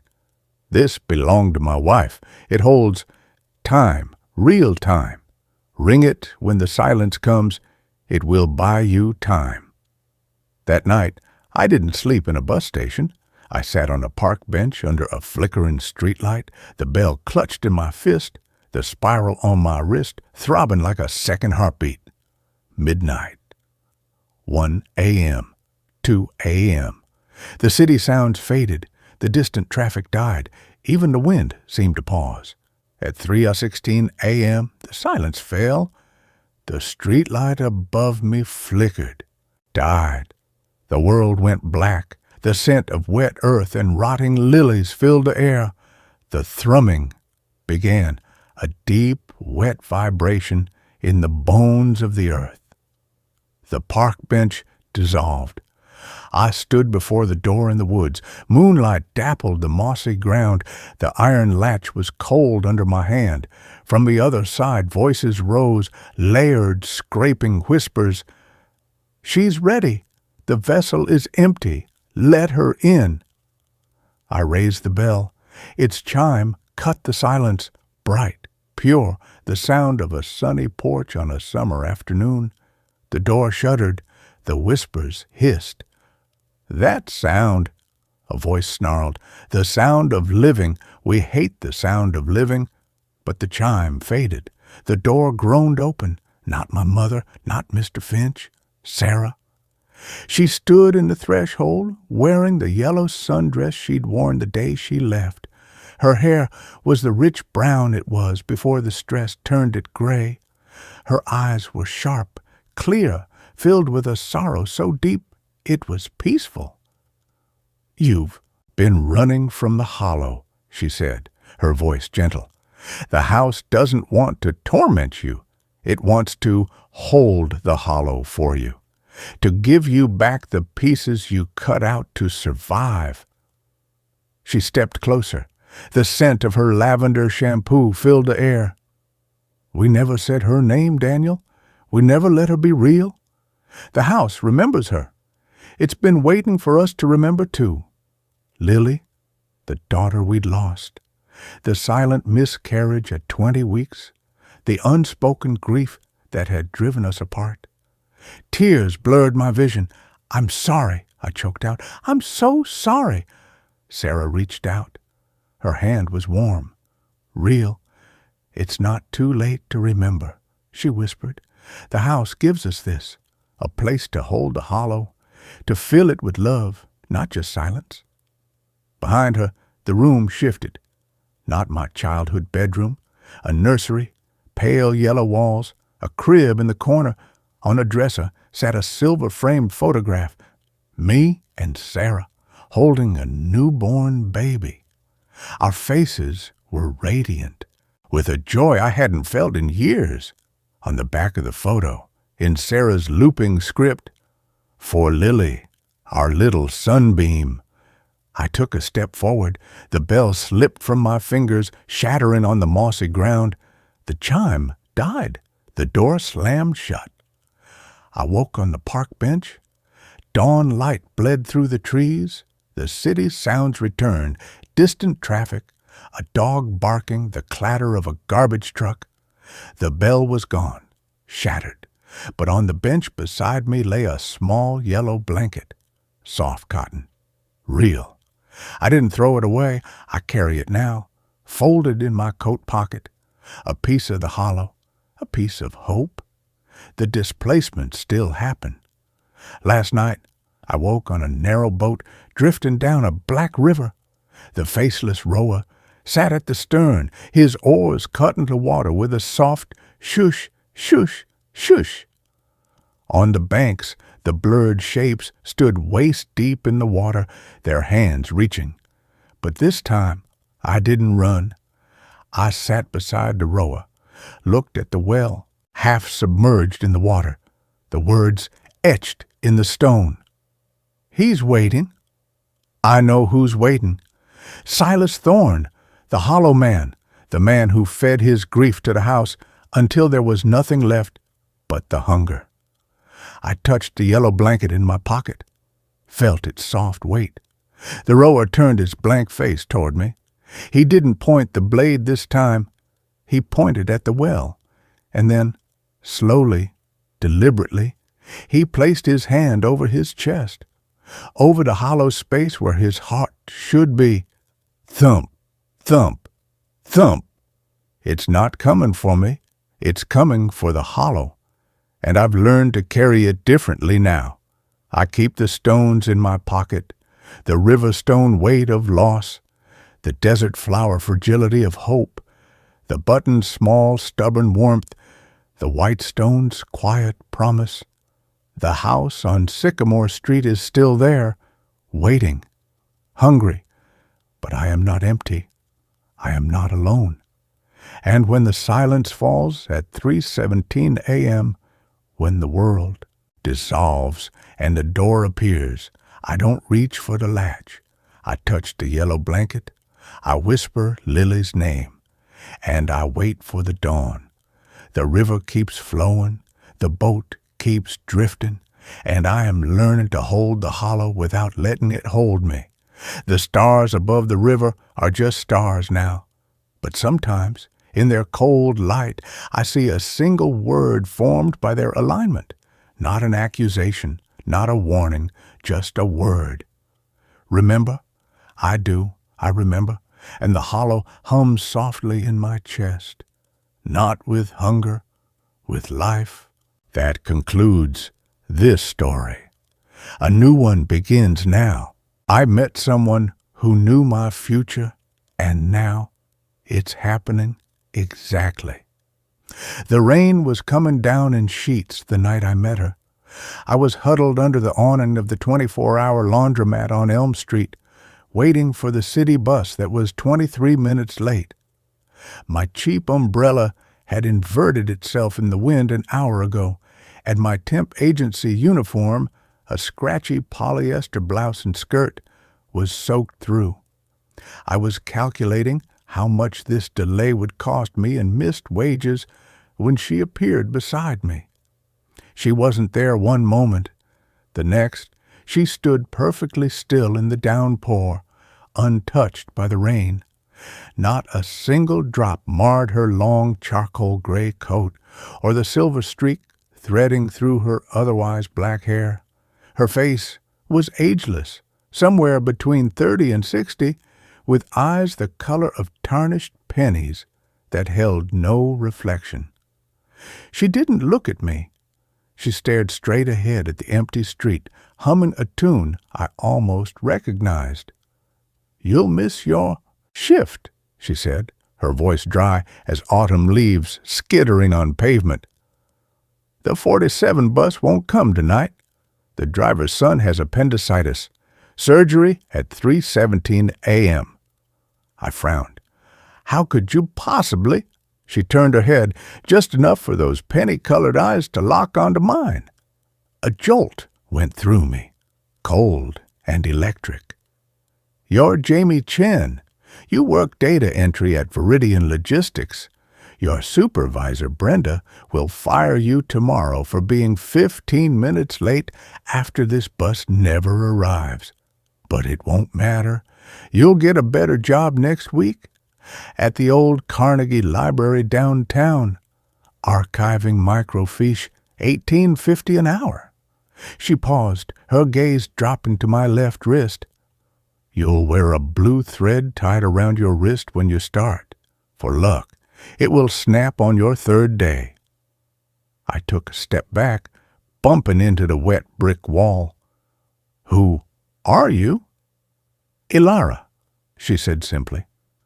Then she reached into her coat pocket and pulled out a small, leather-bound notebook. It looked ancient, the cover cracked and stained. She pressed it into my hands. Her fingers were ice cold. "Write down what I tell you, every word, or the threads will tangle." Before I could refuse, she began speaking, not in a rush, but with deliberate precision, as if reciting a poem she'd memorized in her bones. "Tomorrow, at 11:04 a.m., you'll spill coffee on Brenda's blouse. Not because you're clumsy, because your hand will tremble when you see the red thread woven into the cuff of her sleeve. You'll notice it just as you hand her the reports. The coffee will be cold, black. It will stain the thread red. She'll scream about dry cleaning costs. You'll be fired before lunch." I laughed, a sharp, nervous sound. "This is insane. I don't even like coffee." Ilara didn't smile. "You will tomorrow, to stay awake after tonight's no sleep. You'll buy it from the cart on 5th and Main. The vendor will give you the wrong order, a large black coffee instead of tea. You'll drink it anyway." She turned back to the empty street. The rain poured around her like a curtain, never touching her coat. The bus is coming. Board it. Don't sit near the man with the grocery bag. He carries bad luck. And Jamie? She glanced at me one last time. Her eyes held something like pity. When the blue thread snaps, don't pick it up. Let it fall, or the next thread will bind tighter. Headlights cut through the rain. The 47 bus groaned to a stop, steam hissing from its underbelly. I scrambled on without looking back. When I turned in my seat, the awning was empty. Just rain and wet pavement. No Alara, no gray coat. I clutched the notebook to my chest, its leather cover slick with rain. I didn't write anything down that night. I tossed the notebook onto my thrift store dresser, still damp. Stress hallucination, I told myself. Too many double shifts, not enough sleep. But at 6:03 a.m., my phone alarm blared. I'd set it for 6:30. I'd always set it for 6:30. The screen showed 6:03. No glitch, no explanation. A cold sweat broke across my neck. I made tea. Green tea, not coffee. I was on the bus by 7:15, the notebook hidden in my purse. At 5th and Main, the coffee cart gleamed under heat lamps. The vendor, a man with kind eyes and a tattoo of a sparrow on his wrist, handed me a cup. Large black coffee, right? I opened my mouth to correct him. Tea, I said tea. But the words died. My throat was tight. I took the coffee. It was bitter, too hot. I drank it anyway. Brenda's office was cluttered with framed motivational posters and the smell of her cloying lilac perfume. At 11:02 a.m., I gathered the quarterly report she'd demanded. My hands were steady, calm. I knocked on her open door. Brenda, the Q3 reports. She didn't look up from her screen. Just put 'em on the desk, Jamie. As I leaned forward, my sleeve caught the edge of her coffee mug. It tipped. Dark liquid splashed across her cream silk blouse and across the cuff of her jacket, where 3 thin red threads were woven into the fabric like careless embroidery. Time slowed. The coffee wasn't just liquid. It was thick, viscous, alive. It seeped into the red threads, turning them black. Brenda shrieked, leaping up, her chair clattering backward. My blouse. This is $300 silk. She grabbed a tissue, dabbing furiously, but the stains spread like ink on snow. You clumsy idiot! Clean this up! I'm sorry, I whispered, my voice trembling. I didn't see the what? She snapped. The threads, the red threads, they were gone, vanished. Her cuff was plain silk, pristine except for the coffee stain. I stared, blinking hard. Had I imagined them? Had Alara's words poisoned my mind? Brenda fired me by 11:28 a.m., exactly as predicted. Final paycheck in the mail, she said coldly, already dialing her dry cleaner. I walked out into the drizzle, the notebook heavy in my purse. On my phone I searched Carnegie Library archiving jobs. There was one listing, posted that morning. Microfiche archivist, $18.50 start Monday. I didn't apply. I just showed up. They hired me on the spot. The head archivist, Mrs. Gupta, a woman with kind eyes behind wire-rimmed glasses, tied a thin blue thread around my wrist as I signed the paperwork. Old library tradition, she said, for good luck with the fragile reels. On my 3rd day, reaching for a heavy box of 1940s city council records, the thread snapped. It fell to the dusty floor. I didn't pick it up. I let it lie, just as Alara had said. That night, I opened the notebook for the first time. My hand shook as I traced the first page. In neat, looping script that wasn't mine, it read, Jamie Chin, born March 12, 1995. Parents, Lee and May Chin. Sister, Lena, grew up in Oak Ridge Apartments, Unit 4B. First pet, a goldfish named Sunny. Died when you were 7. You cried for 3 days. I dropped the notebook. Every detail was correct, even Sonny. No one knew about Sonny. The entries continued, mundane at first. October 18th. You'll buy strawberries from the farmer's market. They'll be overripe. You'll eat them anyway standing by the sink. I did. They were mushy, sweet, perfect. October 22nd. Your sister Lena will call. She'll be crying. Her cat Miso has cancer. You'll send $50 you can't afford. She called at 7:03 p.m. Miso was dying. I sent the money. Then the entries grew darker. October 29th. Maya will cross Elm Street at 3:17 p.m. She won't see the delivery van. Her left leg will break in 3 places. You'll hold her hand in the ambulance. She'll ask you how you knew to be there. Maya was my oldest friend, my rock since college. I called her that morning, voice frantic. Don't go near Elm Street today, please. Just stay home. She laughed. Jamie, what's gotten into you? I have a dentist appointment at 3 hours on Elm Street. I'll come with you. We'll take the bus. No, I'm fine alone. You've been weird all week. Stress from the new job? At 3:16 p.m., I was sprinting down Elm Street, heart pounding, the notebook clutched to my chest. I saw Maya step off the curb, saw the white delivery van rounding the corner too fast, brakes screeching. I screamed her name. She turned. For a split second, her eyes met mine. Then the impact, not a crash, a sickening thud.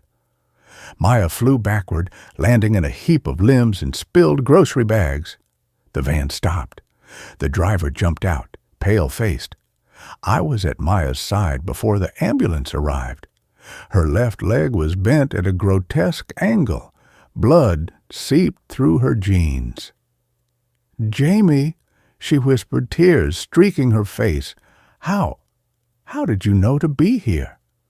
I had no answer, just the notebook burning a hole in my purse. The paramedics loaded her into the ambulance. I held her hand, just as predicted. Her fingers were ice cold. The entries didn't stop.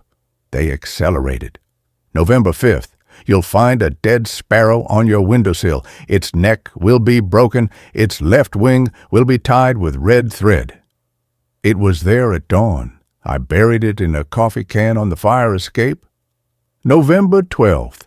Mrs. Gupta will ask you to stay late to catalog the 1923 flood records. The basement lights will flicker. You'll hear a child singing, "Ring Around the Rosie" in the sub-basement. Don't go down. Don't answer. I stayed late. The lights flickered. The singing started. High, sweet, off-key. I locked the basement door and ran. I tried to destroy the notebook, threw it in the dumpster behind the library. It was back on my dresser that night. Burned the pages in the sink. The ashes formed words on the porcelain. You can't burn the threads. I buried it in the community garden, dug it up the next day, damp and smelling of earth, the pages pristine. Alara found me again on November 18th. I was sitting on a bench in Liberty Park, feeding stale bread to ducks, trying to feel normal. The air smelled of wet leaves and distant traffic. She sat beside me. No rain this time. Just weak November sun. She wore the same gray coat. Her face was drawn, exhausted. Dark circles shadowed her penny-colored eyes. "You're keeping the threads clean," she said softly, watching a duck snatch bread from my hand. "That's good. Most tangle them. Fight the current. It makes the binding tighter." "Binding?" I whispered. "What binding?" She turned to me. Her eyes held a deep, ancient weariness. The threads of what will be. They're always there. Most people are blind to them. But some of us, we see the weave. We carry it until we pass it on. She placed her cold hand over mine. "I saw your thread years ago, Jamie. Frayed, strong, ready to hold the weight. When you spilled coffee on Brenda's blouse, your thread snapped from the old life. It's weaving into the new one, into my thread." "Pass it on?" I choked out. "You mean this curse?" "It's not a curse," she said gently. "It's a duty. Someone must hold the pattern, keep the threads from tangling into chaos. The man who came before me, he let them tangle. People died. Buildings collapsed. Time skipped like a scratched record." She pulled a small tarnished key from her pocket. "This opens the box under the third floorboard in the Carnegie Library's East Reading Room. Inside are all the threads, all the patterns, all the futures that were and are and will be. When my thread snaps, yours will take its place. You'll know when." "When?" I asked, my voice raw. "When you dream of the red door," she said. "When you wake with the taste of river water in your mouth. When you see your own face in a stranger's eyes. It's soon, Jamie. Very soon." She stood. "Don't fight it. The resistance hurts more than the binding." She walked away, vanishing around the bend of the duck pond path. I never saw her again. The dreams started that night. Not dreams? Visions? I stood before a tall, narrow door made of scarlet wood. No handle, no keyhole, just a single rusted hinge. Behind it, I heard the sound of a river rushing, felt the chill of deep, dark water. I woke gasping, my mouth filled with the taste of silt and old stones. The next morning, I saw a woman on the bus whose eyes, just for a second, were my own, wide with terror. I stopped sleeping, stopped eating. The notebook entries became a litany of dread. December 3rd. You'll find the key taped under Mrs. Gupta's desk drawer. Don't look inside the box, not yet. I found it, cold iron, heavy. December 10th. Maya will be released from the hospital. She'll thank you for being there. She won't remember the van. She'll remember rain. You'll know the truth. Maya hugged me on her porch, her crutches digging into my shoulders. I remember it raining so hard that day, Jamie. You were there with an umbrella. You saved me. Her eyes were clear, untroubled. The lie settled in my chest like a stone. Last night, the final entry appeared, not written, burned into the last page of the notebook, the paper charred at the edges. December 17th, 3:17 a.m. The red door opens. Your thread snaps. His thread binds.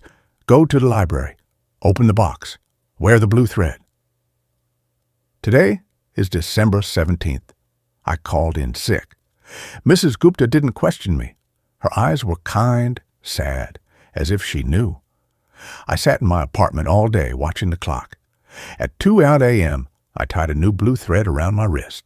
It felt like a shackle. At 3 a.m., I walked to the Carnegie Library. The streets were empty, silent. The old stone building loomed in the moonlight, its arched windows dark. I let myself in with my staff key. The East Reading Room smelled of dust and aged paper. Moonlight streamed through the tall windows, painting silver stripes on the worn oak floorboards. I knelt by the third floorboard near the radiator, pried it up with a screwdriver from the maintenance closet. Beneath it lay a small iron box, rusted shut. The key turned smoothly. Inside, no threads, no patterns, just a single folded piece of paper. My hand shook as I opened it. Elara's handwriting covered the page. Jamie, if you're reading this, my thread has snapped. I am free. The river has me now. The box is empty because the threads aren't here. They're in you, in your blood, in your breath. In the space behind your eyes where the red door waits. You will see it tonight. In your dreams, you will open it, and he will be there. The man who came before me, the one who let the threads tangle, he waits behind the door, hungry.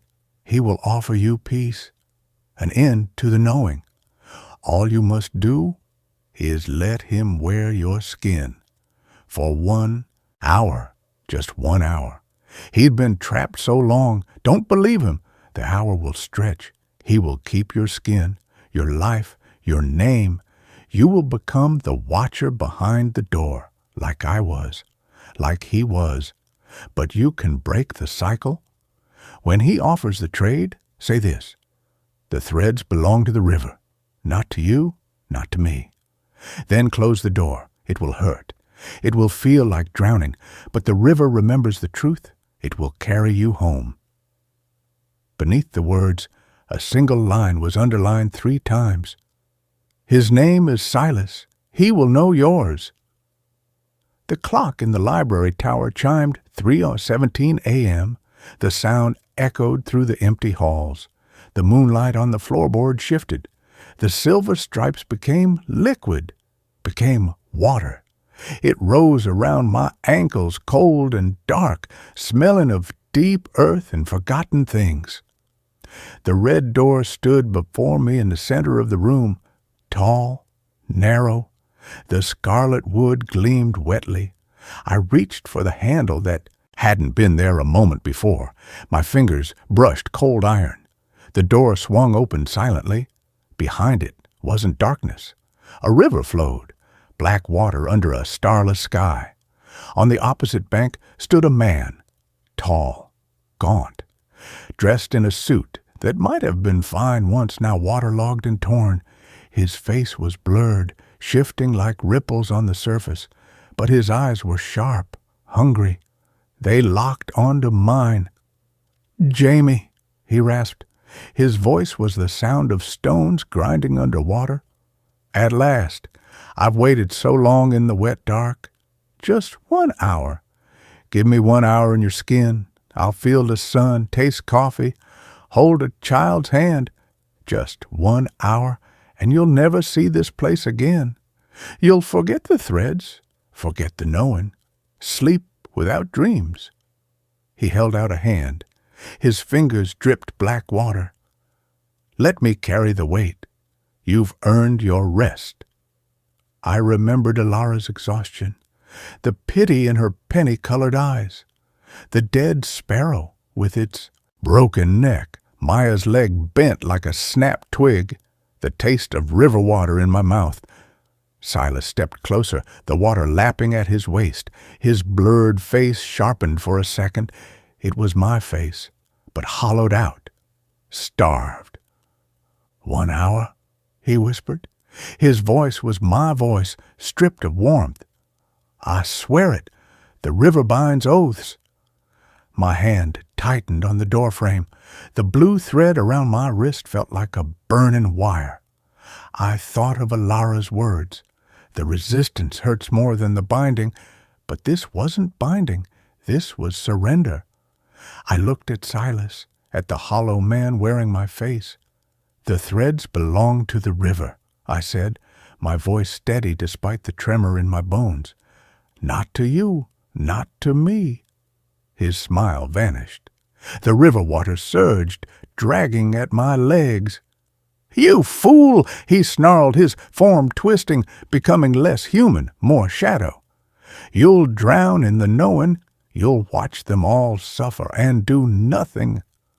I slammed the door shut.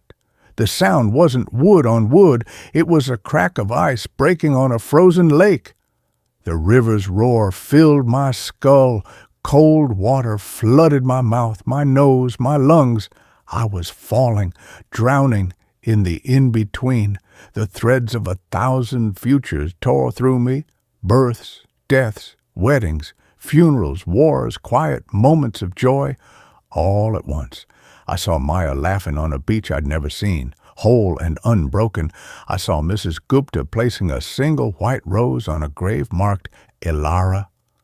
I saw Brenda sipping tea in a sunlit cafe, a red thread woven into her scarf. I saw Silas, no longer blurred, chained to a rock in the deepest current, his mouth open in a soundless scream. Then silence.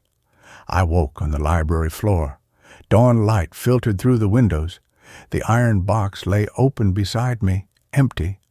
The floorboard was back in place. The blue thread around my wrist was gone. In its place was a thin silvery scar that shimmered faintly like water in moonlight. I walked home. The city was waking up. Buses rumbled, people hurried to work, sipping coffee, talking on phones. I saw a woman drop her grocery bag.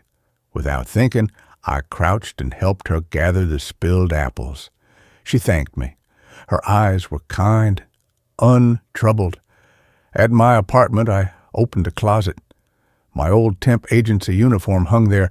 I took it down, folded it carefully, and placed it on the donation pile. My hands didn't tremble. That night, I dreamed of the river, but I stood on the bank, dry. The red door was gone. In its place, a small rowboat waited, tethered to a silver rope. The water was calm, clear. I could see the threads now, not tangled, but flowing like currents beneath the surface. Gold for joy, blue for sorrow, green for hope, red for loss. They didn't pull at me, they simply were. I didn't get on the boat, not yet. Some threads needed tending. Maya's leg would ache in the rain for years. Mrs. Gupta's arthritis would flare each winter. Brenda would lose her job next month when Viridian Logistics downsized. Small threads, but they mattered. I woke at 6:30 a.m. My alarm chimed softly. I made tea, green tea, not coffee. I tied a new thread around my wrist, blue, for the river's memory. I caught the 7:15 bus to the library. Mrs. Gupta was already there, setting out the closed for archiving sign. She smiled when she saw me. Her eyes held no pity, just quiet understanding. "Ready for the 1945 census records, Jamie?" "Yes," I said. I touched a scar on my wrist. It hummed faintly, like a plucked wire. "I'm ready." At noon, I took my lunch break on the library steps. The December sun was weak but warm on my face. Across the street, a young woman stood under the bus stop awning. Her hair was streaked with premature silver. Her coat was a faded charcoal gray. She wasn't getting wet. The rain poured around her like a curtain, never touching her. She caught my eye. Her penny-colored gaze held no reflection, but as I watched, a flicker of peace crossed her face, a silent "thank you." Then she turned and walked into the rain, vanishing around a corner. I didn't follow. I didn't need to. My notebook sat open on my lap. On the first clean page, my own handwriting, steady, sure, began to form words as I watched the city breathe below me. December 18th, 1:04 p.m. The woman in the gray coat will wait at the Elm Street bus stop. She will meet a man named David. He carries a broken heart and a single gardenia. She will know his future, and she will write it down. I closed the notebook. The blue thread tightened gently around my wrist. Not a shackle anymore, an anchor. The river flowed on, and I remembered everything. The bus arrived. I stood up, smoothing my library cardigan. Time to go back inside, time to tend the threads. I smiled. For the first time in years, it reached my eyes. That concludes this story. A new one begins now. I received text messages from someone who died last month. The first message came on a Tuesday. Rain lashed the windows of my studio apartment, turning the city lights into smears of color on the wet glass. My phone buzzed on the coffee table. A soft, familiar chime I hadn't heard in 32 days. My heart stopped. I knew that chime. It was his chime, the one I'd set for only one person. I didn't want to look. I knew it was a glitch, a cruel coincidence, a spam bot using a recycled number, but my hand moved anyway, trembling. The screen glowed. Unknown number. Liv!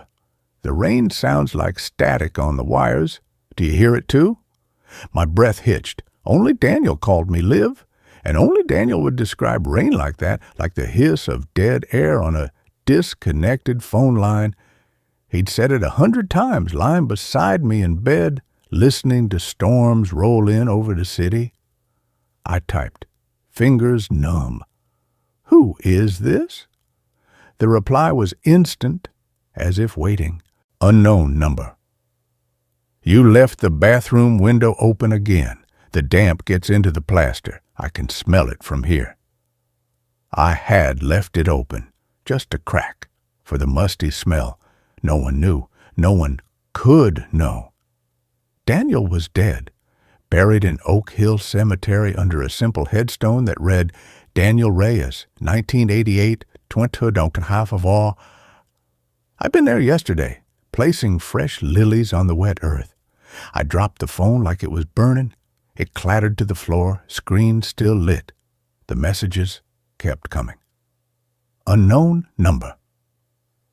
The radiator's leaking under the sink. You'll find the bucket too late. Unknown number. You're wearing my old band t-shirt, the one with the torn sleeve. It smells like your shampoo now, not mine. Unknown number.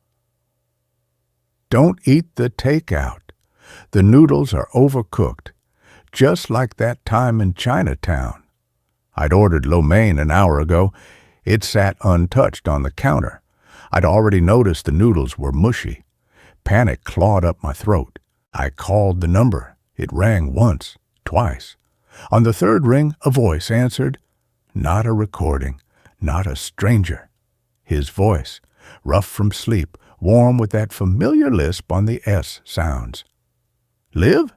I couldn't speak. Tears blurred my vision. Hey, he murmured, the sound crackling slightly like a connection through static. You okay? You sound far away. You're dead, I whispered, the words raw. A pause, then softly. Am I? The line went dead. I didn't sleep that night. I sat on the couch, phone clutched in my lap, every lamp blazing. The rain kept falling. The radiator did leak under the sink, a slow drip I'd missed until dawn. I found the bucket just as the water pooled on the linoleum. The messages stopped for 3 days. I almost convinced myself it was a stress-induced hallucination. Grief playing tricks. Then on Friday night, as I walked home from the laundromat, phone tucked in my pocket, it buzzed again. Unknown number. Turn left at Elm. No, not right. The man in the gray coat is waiting by your building. He has bad eyes. He watches. I froze mid-step. Elm Street was 2 blocks ahead. My usual route was straight home, right on Sycamore. I'd never turned left on Elm after dark. I peered down Elm. Under a flickering street lamp, a man in a long gray coat stood motionless, collar turned up against the drizzle. His face was in shadow, but I felt his gaze like a physical weight. I took Sycamore. Right. As I neared my building, my phone buzzed. Unknown number. Good. He's still there, watching the empty door. He doesn't know you're not home yet. I ran the last block, fumbling with my keys, heart hammering. The next messages were intimate, horrifyingly intimate. Unknown number. You're thinking about the lake, age 12. The minnows biting your toes, the smell of wet pine. You never told anyone you almost drowned that day. You kept it secret, like you keep everything secret. I had almost drowned. A summer storm had rolled in, churning the water. I'd panicked, swallowed mouthfuls of lake water. Daniel wasn't there. No one was. I dragged myself onto the muddy bank, coughing, shaking, too ashamed to tell anyone, not my parents, not my friends, not even Daniel. Unknown number. You touched a scar on your wrist when you're anxious, the one from the broken bottle. You think no one notices. I notice. I look down, my left wrist, the faint white lines from a childhood accident. I was touching them. The final message came at 3:17 a.m., the time he'd died, alone in his apartment, a week before anyone found him, a heart condition no one knew he had. Unknown number. I'm not in the ground, Liv. I'm in the static, in the gaps between the rings, in the spaces where you forget to check. Come to the apartment. Bring the key. I left the door unlocked. His apartment, 4B. I hadn't been back since the funeral. The landlord had packed his things into boxes. The place was empty, cold. But I went. Rain soaked through my coat as I stood before 4B. The door was unlocked, swinging slightly in the draft from the hallway. Inside, the smell hit me first. Dust, mildew, and beneath it, the faint, lingering scent of his cologne, sandalwood and something sharp. The apartment was stripped bare, no furniture, no boxes, just empty rooms and peeling wallpaper. Moonlight streamed through the windows, casting long, lonely shadows. My phone buzzed in my pocket. Unknown number. Bedroom. I walked down the hall. The bedroom door stood open. Inside, nothing. Just bare floorboards and a single window. Then I saw it on the windowsill, a small, tarnished silver locket. My locket. I'd lost it months ago. A cheap trinket from a street fair. I'd searched everywhere. I picked it up. It was cold, heavy. I pried it open. Inside wasn't a photo. A tiny slip of paper, folded. Unfolding it, I saw his handwriting, neat, precise, the way he wrote grocery lists. Liv, if you're reading this, the static is strong. I didn't die in my sleep. The man in the gray coat, he's real. He watches the lonely ones. He waits for the spaces between heartbeats. He was in the apartment that night. I saw him in the reflection of the TV screen just before it happened.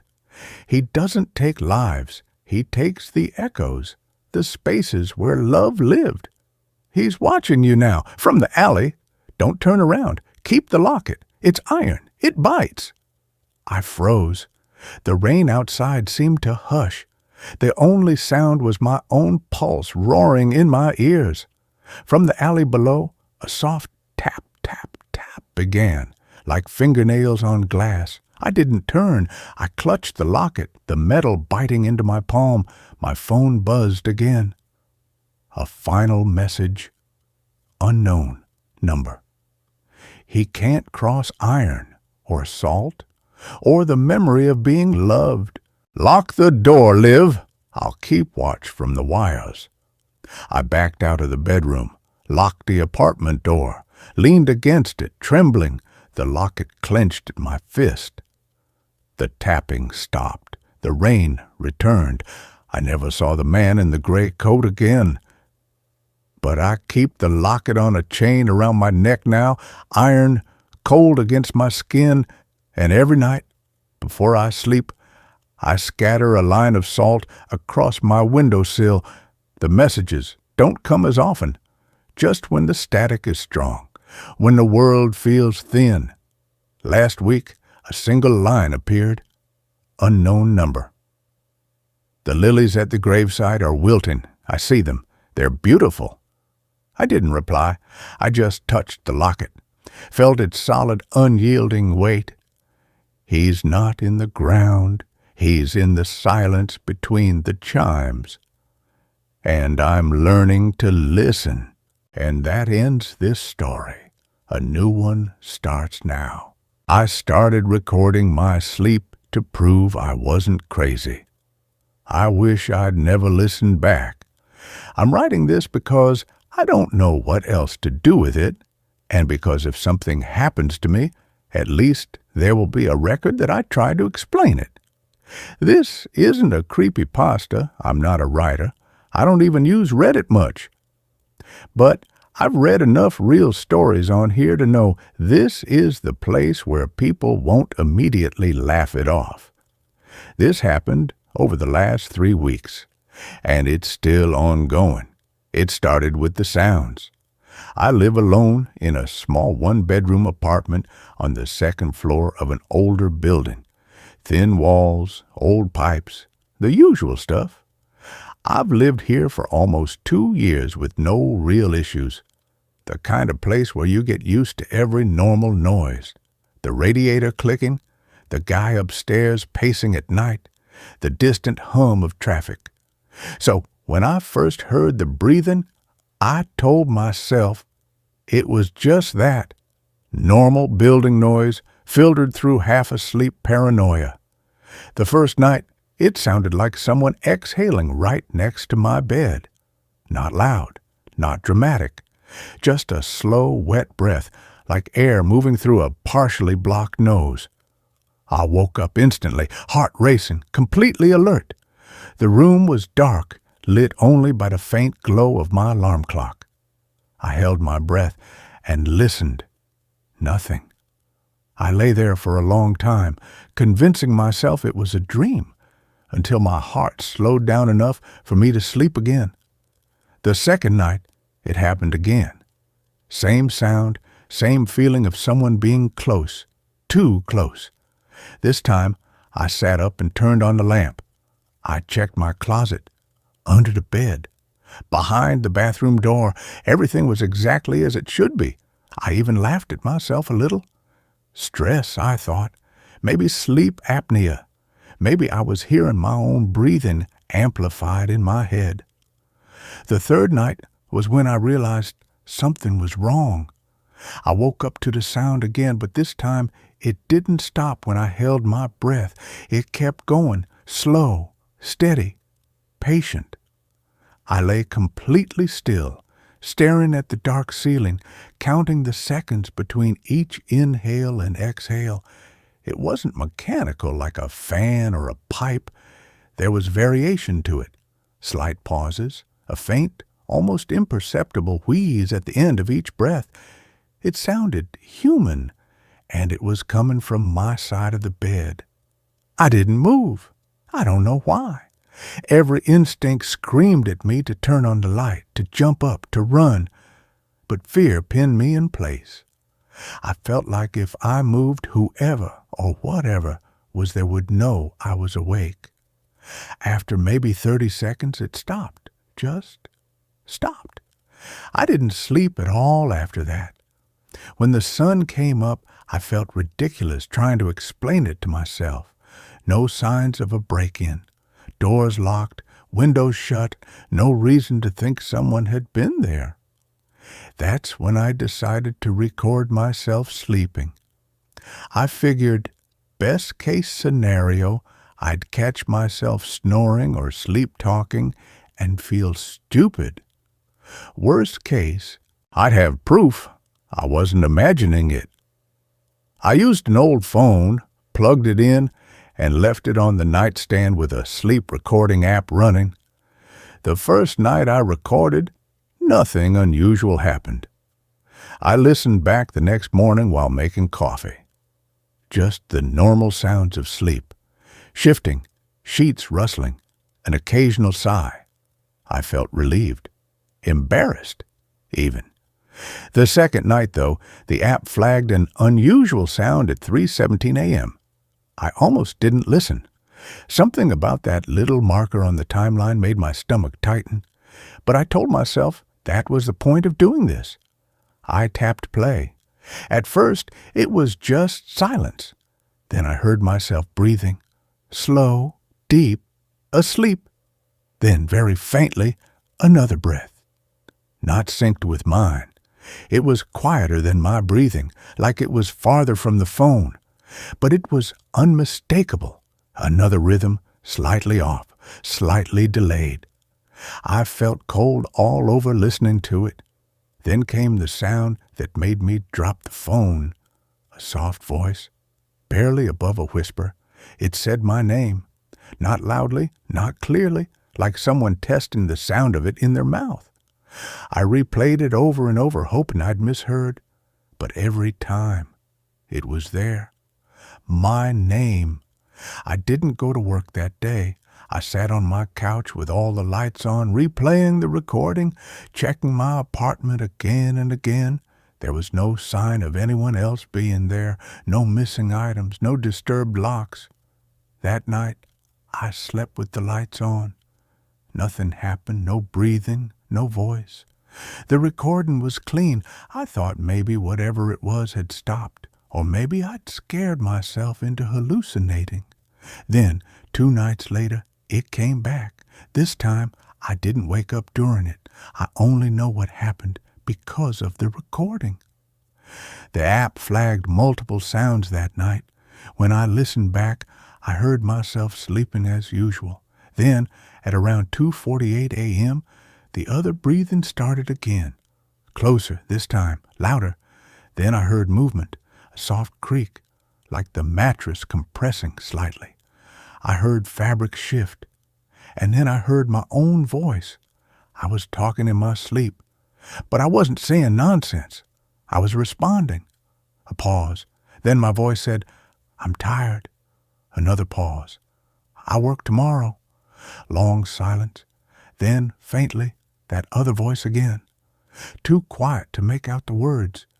My voice replied, clearer this time. Just for a minute. I felt sick listening to that. I don't sleepwalk. I don't have conversations in my sleep.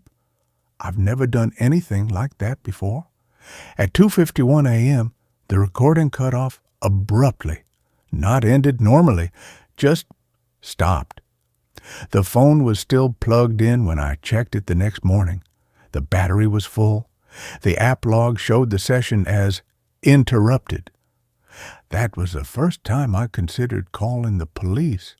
But what would I even say? Something breathes next to me at night and whispers my name. Instead, I did something stupid. I set up a camera. I borrowed a small indoor security camera from a friend, told him I thought someone was messing with my apartment. I set it on a shelf across from my bed, angled to capture most of the room. It had night vision and motion detection. I locked my door. I wedged a chair under the handle for good measure. That night, I barely slept. The next morning, I checked the footage.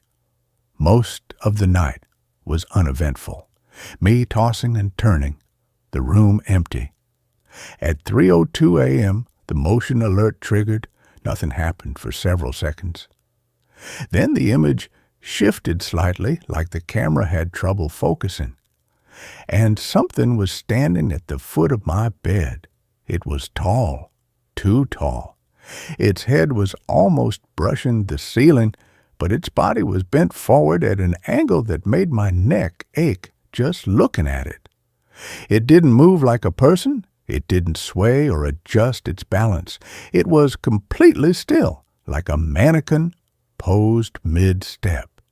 The night vision washed out details, but I could see its outline clearly.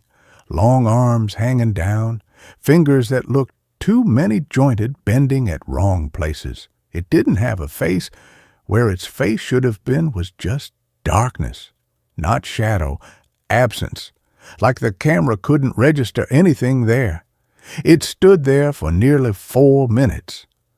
Then it leaned closer, not stepping forward, just folding, joints bending inward, bringing that empty face closer to mine.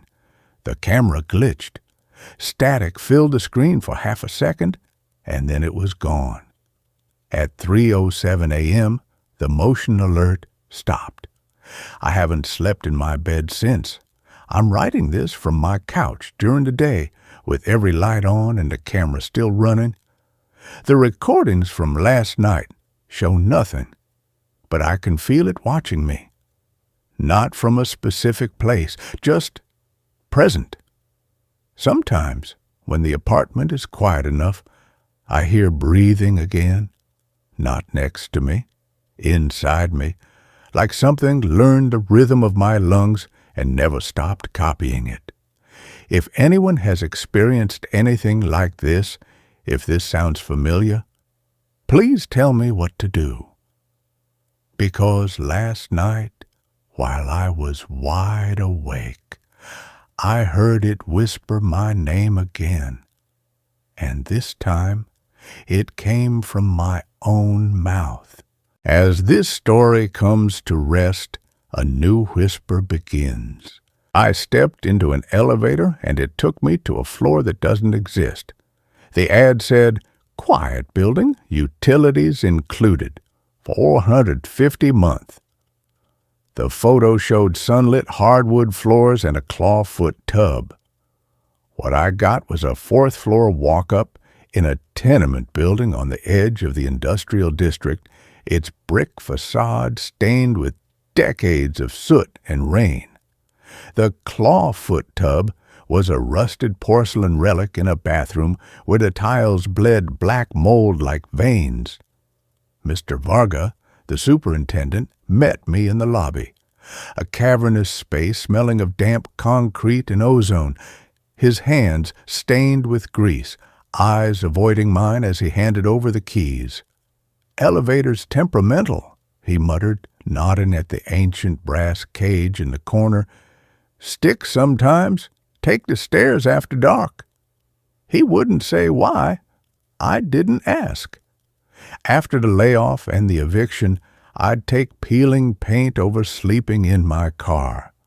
Moving in was a blur of cardboard boxes and the rhythmic thump of machinery from the factory next door. The apartment itself was small but clean. One window overlooking a brick wall, a radiator that hissed like a sleeping serpent, and a single overhead light that flickered when the building settled. I fell asleep that first night to the sound of dripping pipes and distant sirens, the city's heartbeat thrumming through the floorboards. The elevator became my nemesis. It groaned and shuddered between floors, its brass doors screeching open to reveal peeling wallpaper and flickering hall lights. The buttons were worn smooth, the numbers faded except for the fourth-floor button, polished to a bright sheen from constant use. I avoided it whenever possible, taking the narrow carpeted stairs instead, the smell of mildew thick in the air. But on my third Tuesday, burdened with grocery bags after a double shift at the diner, I gave in. I pressed the brass button. The elevator descended slowly, its cables groaning. When the doors opened, the lobby was empty. I stepped inside, punched 4, and the doors slid shut with a heavy thunk. The ride started normally, the familiar lurch upward, the clatter of cables, floor 1, floor 2. The lights flickered as we passed floor 3. Then a jolt, a shudder that vibrated through the metal floor. The lights died, not dimmed. Died. Only the emergency bulb above the door cast a sickly red glow. The elevator stopped moving between floor 3 and 4. I pressed the alarm button. It beeped once, weakly. No response. I stabbed the door open button. Nothing. "Hello?" I called, my voice tight. "Anyone there?" Silence. Just the drip of water from the pipe somewhere above, echoing in the small space. And then a new sound, a low hum. Not the building's machinery. Something deeper, organic, like the vibration of a giant's heartbeat. The air grew cold.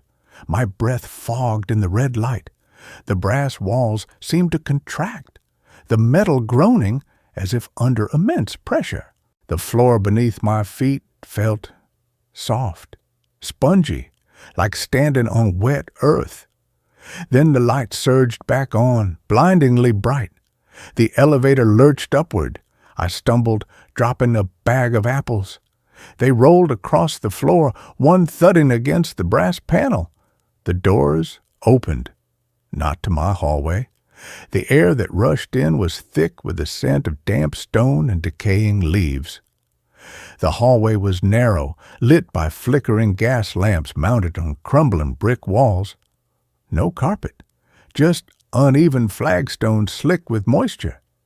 To my left, a heavy wooden door stood ajar, revealing a dim room filled with the silhouettes of old, dust-sheeted furniture. To my right, the hallway ended at a dead end, a solid brick wall covered in peeling, water-stained wallpaper depicting faded roses. There were no other doors, no windows, just silence, a deep, watchful silence that pressed against my eardrums. I backed into the elevator, heart hammering.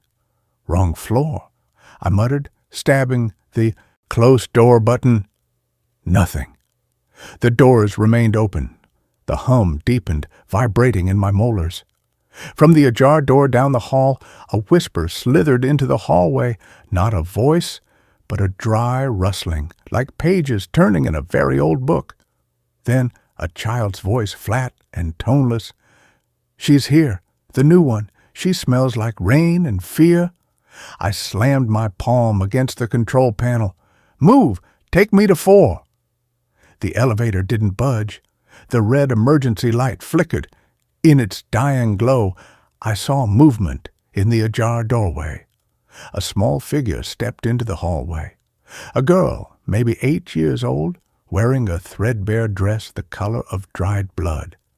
Her hair was matted, her feet bare and black with grime, but her face, her eyes, were wrong. Pupils too large, swallowing the irises, reflecting the gaslight like a cat's. She held a tarnished silver key in one hand. She didn't look at me. She stared at the elevator doors, her head tilted as if listening to the hum. "The machine is hungry," she said, her voice echoing slightly as if coming from a deep well. "It wants the quiet ones, the ones who don't belong."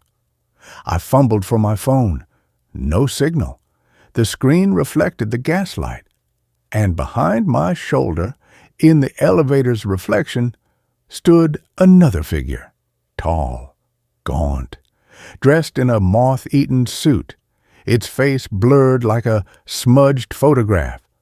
Its hand rested on the elevator's control panel, finger hovering over the G button. I whirled around. The elevator was empty. Just me and the apples rolling on the floor. The girl took a step closer. "It took Mama," she whispered. "She screamed when the walls ate her. But I was quiet. I'm always quiet." She raised the key. It glinted in the gaslight. "This opens the way out, but only for one." "Please," I choked out. "I just want to go home." Her black eyes flickered to the dead-end wall. "Home is where the quiet lives." She pointed at the brick wall. "Mama said home is behind the roses." As she spoke, the wallpaper on the dead-end wall rippled. The faded roses seemed to bleed color, deepening to a bruised crimson. The bricks beneath them softened, bulging outward like wet clay. From the center of the wall, a shape pushed through, not breaking the surface, but melting. It, a hand, long fingers gray and veined, ending in ragged nails. It grasped the edge of the wallpaper, tearing it aside like paper. Beneath wasn't brick, a darkness deeper than night. And from that darkness came a sound, a wet, rhythmic thump, thump, thump, like a monstrous heart buried in the earth. The hum in the elevator intensified, harmonizing with the heartbeat. The floor vibrated. The brass walls grew warm, then hot. The girl didn't flinch. She just watched the tearing wall, her small face calm. "They're coming for you," she said. "The quiet ones. They smell your loneliness. It's sweeter than fear."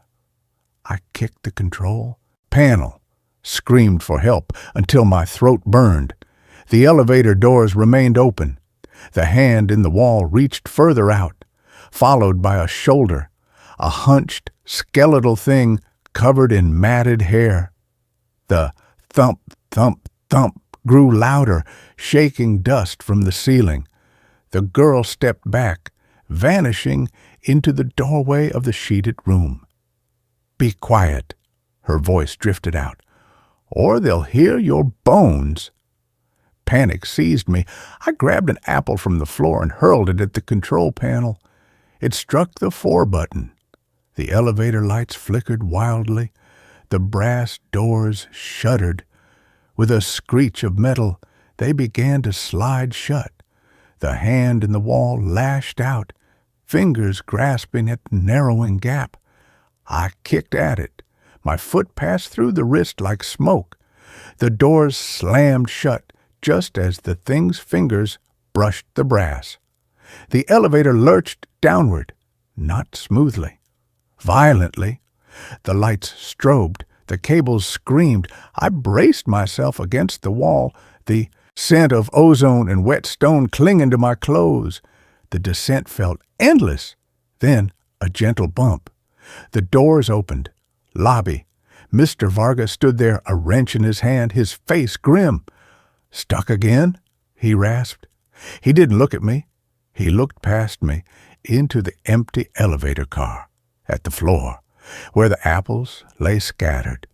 One had rolled near the doors, its skin split open, revealing pale, worm-riddled flesh. I stumbled out, shaking. There's another floor between 3 and 4. A hallway with gas lights and... He cut me off, stepping into the elevator and jabbing the closed door button with his wrench. The doors slid shut. "Just the cables settling," he muttered. "Old building plays tricks on the mind." He wouldn't meet my eyes. "Stick to the stairs." I didn't sleep that night. I sat by the window, wrapped in a blanket, watching the streetlights flicker through the rain-streaked glass. At 3:17 a.m., the city sounds faded. The thump of machinery next door stopped. An unnatural silence fell, and from the hallway outside my apartment door, a sound began, soft, rhythmic, scritch, scritch, scritch, like fingernails dragging slowly down the door. I pressed my ear to the wood. The scratching stopped.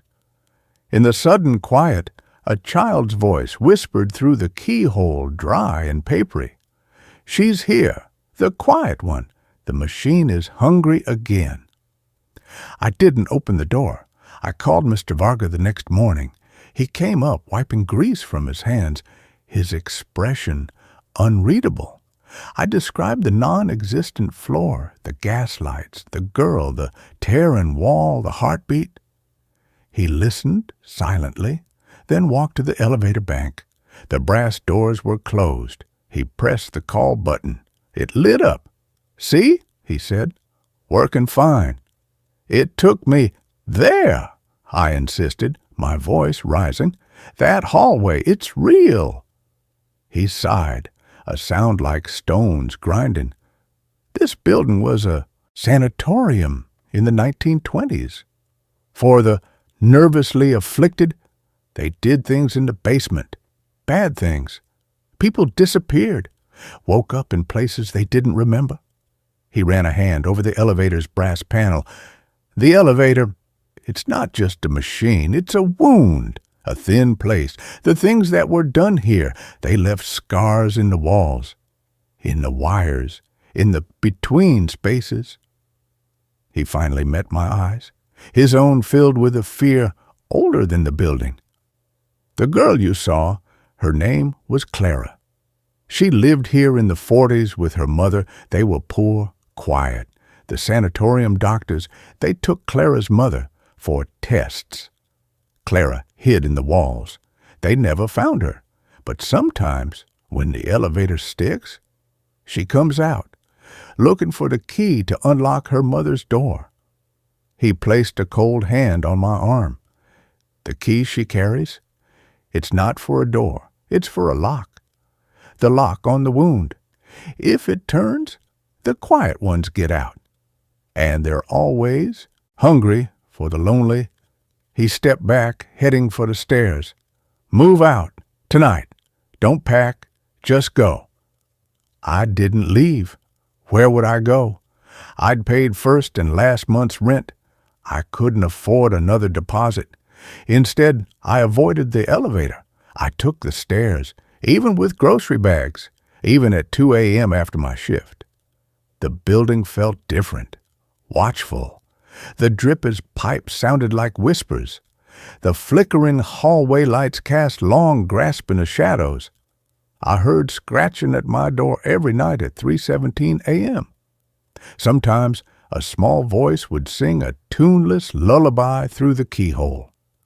Hush now, don't make a sound. The quiet ones walk on hollow ground. One rainy Thursday, I was exhausted. My feet ached. The stairwell smelled of wet wool and decay. I pressed the elevator button. It lit up. The doors opened smoothly, empty, clean, no apples, no torn wallpaper scent, just the familiar polished brass. I stepped in, pressed 4. The ride was smooth. 2. Smooth. No groaning cables, no flickering lights. The hum was gone. At the 4th floor, the doors opened to my hallway. Warm light from the overhead bulb. The smell of Mrs. Kowalski's cooking drifted from down the hall. Normal. I stepped out. The elevator doors began to close. Then a small hand shot out from between them, gripping my edge. Clara's hand, gray and small, dirt under the nails. The doors shuddered, stuck half open. Clara's face appeared in the gap, her huge dark eyes fixed on mine. "You came back," she whispered. Her voice wasn't childlike anymore. It was layered, a chorus of dry whispers. "The machine is full of you now. It tastes your loneliness in the wires." She held up the tarnished key. It glowed faintly in the hallway light. "Mama's waiting, behind the roses. She's so hungry." I backed away. "I'm not going with you." The key grew brighter. The hum returned, vibrating in my bones. From the elevator shaft, the wet thump, thump, thump echoed, shaking the floor. The wallpaper on the hallway wall, the floral pattern Mrs. Kowalski had put up, rippled. The roses bled crimson. The bricks beneath softened. A hand pushed through, then another. The darkness behind it pulsed. Clara smiled, a wide splitting grin that showed too many teeth. "You don't have a choice. The quiet ones choose you." She stepped fully into the hallway, the elevator doors sliding shut behind her with a final clang. She wasn't alone. 3 figures emerged from the tearing wallpaper. Tall, thin. Their suits were moth-eaten, their faces blurred like smudged ink. They moved without footsteps, gliding toward me, their elongated fingers reaching. The thump, thump, thump was deafening now, shaking plaster from the ceiling. Mrs. Kowalski's door down the hall burst open. She stood there, frozen, eyes wide with terror, a frying pan raised. But she didn't scream. She just stared at the tearing wall, whispering, "Not again. Oh, God, not again," before slamming her door shut. I ran, not to the stairs, to the fire escape. I threw open the window at the end of the hall. The cold rain hit my face. I scrambled onto the metal grating, the city lights blurring below. As I climbed down, I looked back. Clara stood at the window, the key pressed to her chest. Behind her, the blurred figures filled the hallway, their forms merging with the pulsing darkness from the wall. The thump, thump, thump vibrated through the fire escape's metal frame. Clara's voice carried on the rain. You can't run from the quiet. It lives in your bones. It waits in the spaces between your heartbeats. I didn't stop running until I reached the all-night diner 3 blocks away. I sat in a booth, shaking, nursing a cup of terrible coffee.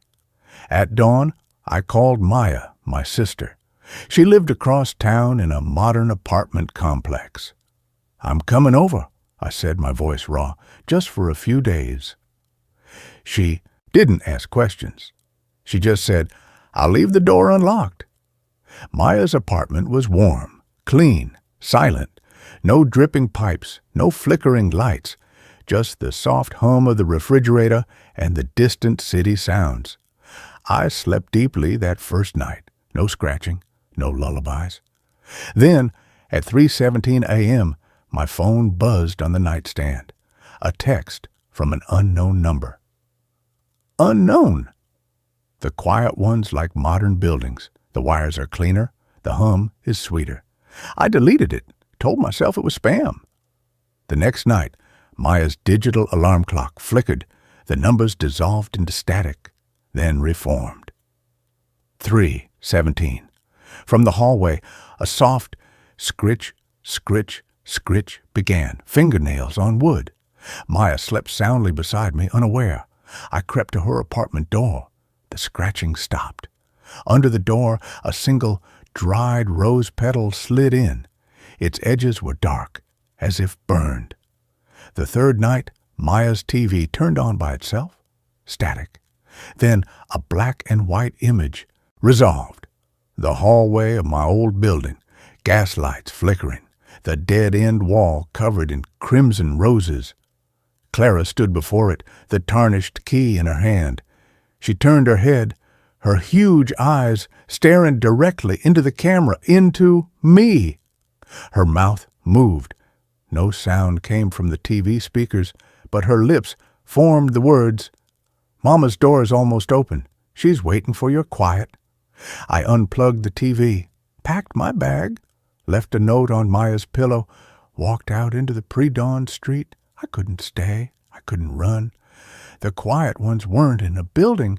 They were in the silence between sounds, in the gaps where loneliness lived. I checked into a motel on the highway, the Starlight, cheap, anonymous, room 7. The key was sticky. The carpet smelled of mildew and cigarettes. I locked the door, pushed the flimsy dresser against it, sat on the bed, back against a headboard, facing the door. The only sound was the hum of the vending machine outside. I closed my eyes just for a minute. I woke to the smell of damp stone. The motel room was gone. I sat on cold flagstones. Gaslight flickered on crumbling brick walls. The hallway, the dead-end wall. The roses were a deep, pulsing red. Clara stood before it, the key raised. The wallpaper tore easily now. A jagged hole gaped in the wall, revealing only impenetrable darkness. From within, the thump, thump, thump roared. A hand, gray-veined, ending in ragged claws, reached through the tear. It grasped Clara's small shoulder, pulled. She didn't resist. She turned her head toward me, her eyes wide and empty. "It's warmer in the quiet," she whispered. Then she stepped into the darkness. The hand pulled her under. The tear sealed itself, the wallpaper smoothing over as if nothing had happened.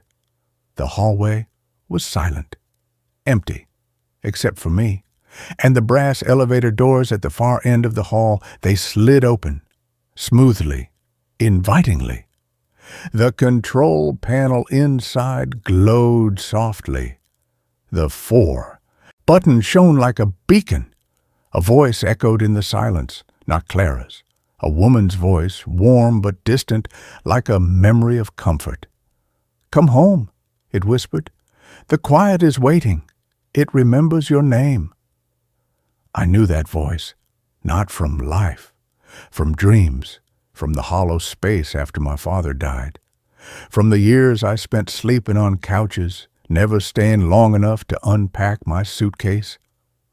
The quiet had always been there, a companion, a weight, and now it had a door, a key, a heartbeat. I stood up. My legs didn't shake.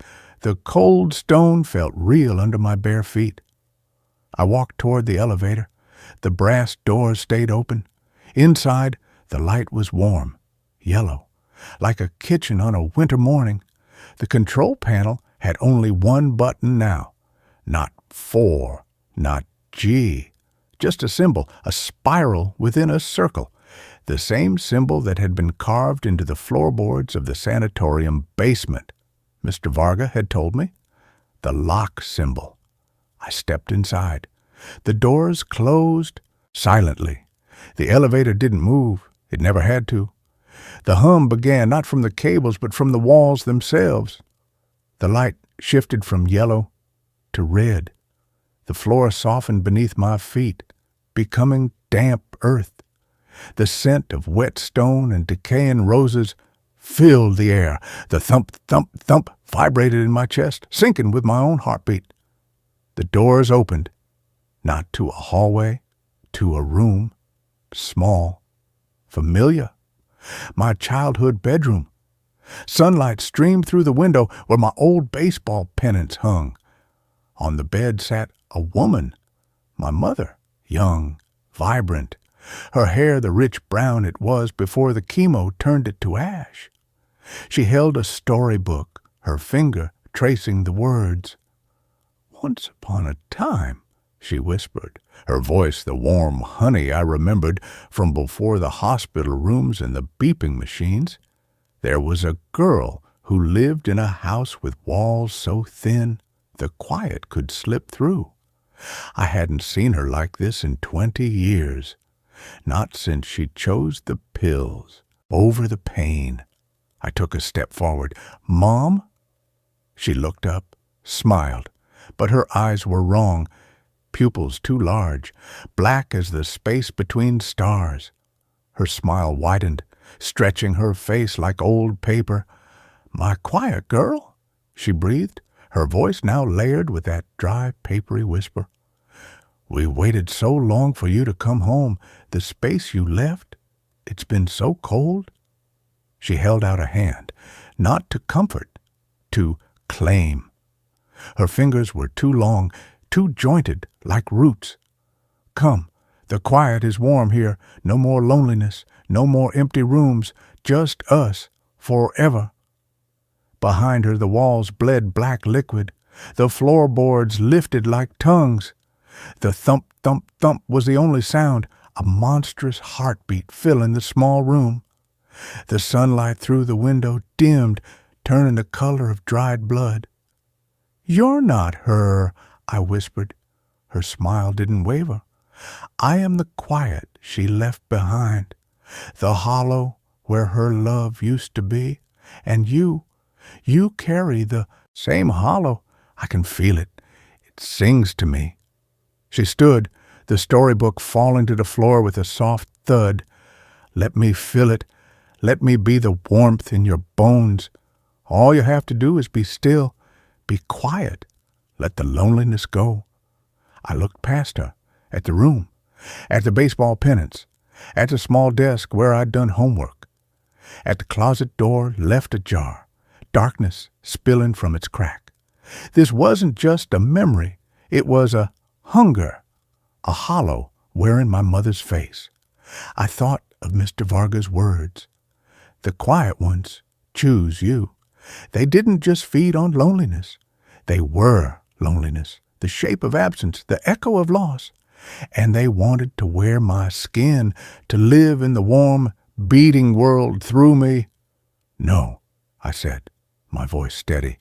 "The hollow is mine. The quiet is mine. But you don't get to fill it." I turned and ran, not through the bedroom door, but through the wall. Plaster gave way like smoke.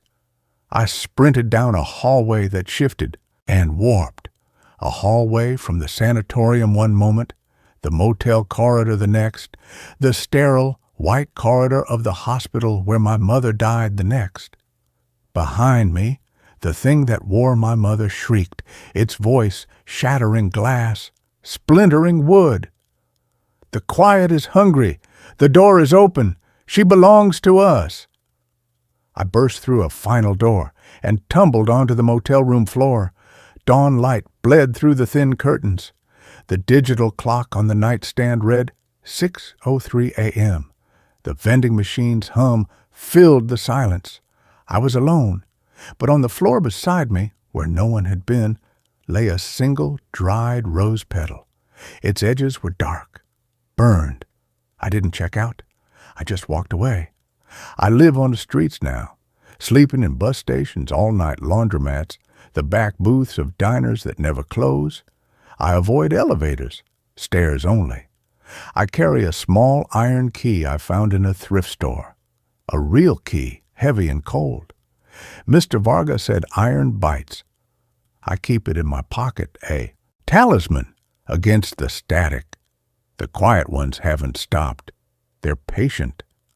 Last Tuesday, in a Greyhound station bathroom, the flickering fluorescent light above the sink stuttered. For 3 seconds, it wasn't a bathroom. It was the hallway. Gaslight. Crimson roses.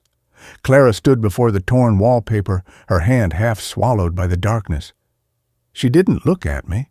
She stared at her own small fingers, vanishing into the void. "Mama's cold," she whispered, her voice layered with 100 others. "She says the quiet ones are coming for the girl with the key. They smell her fear. It's almost time."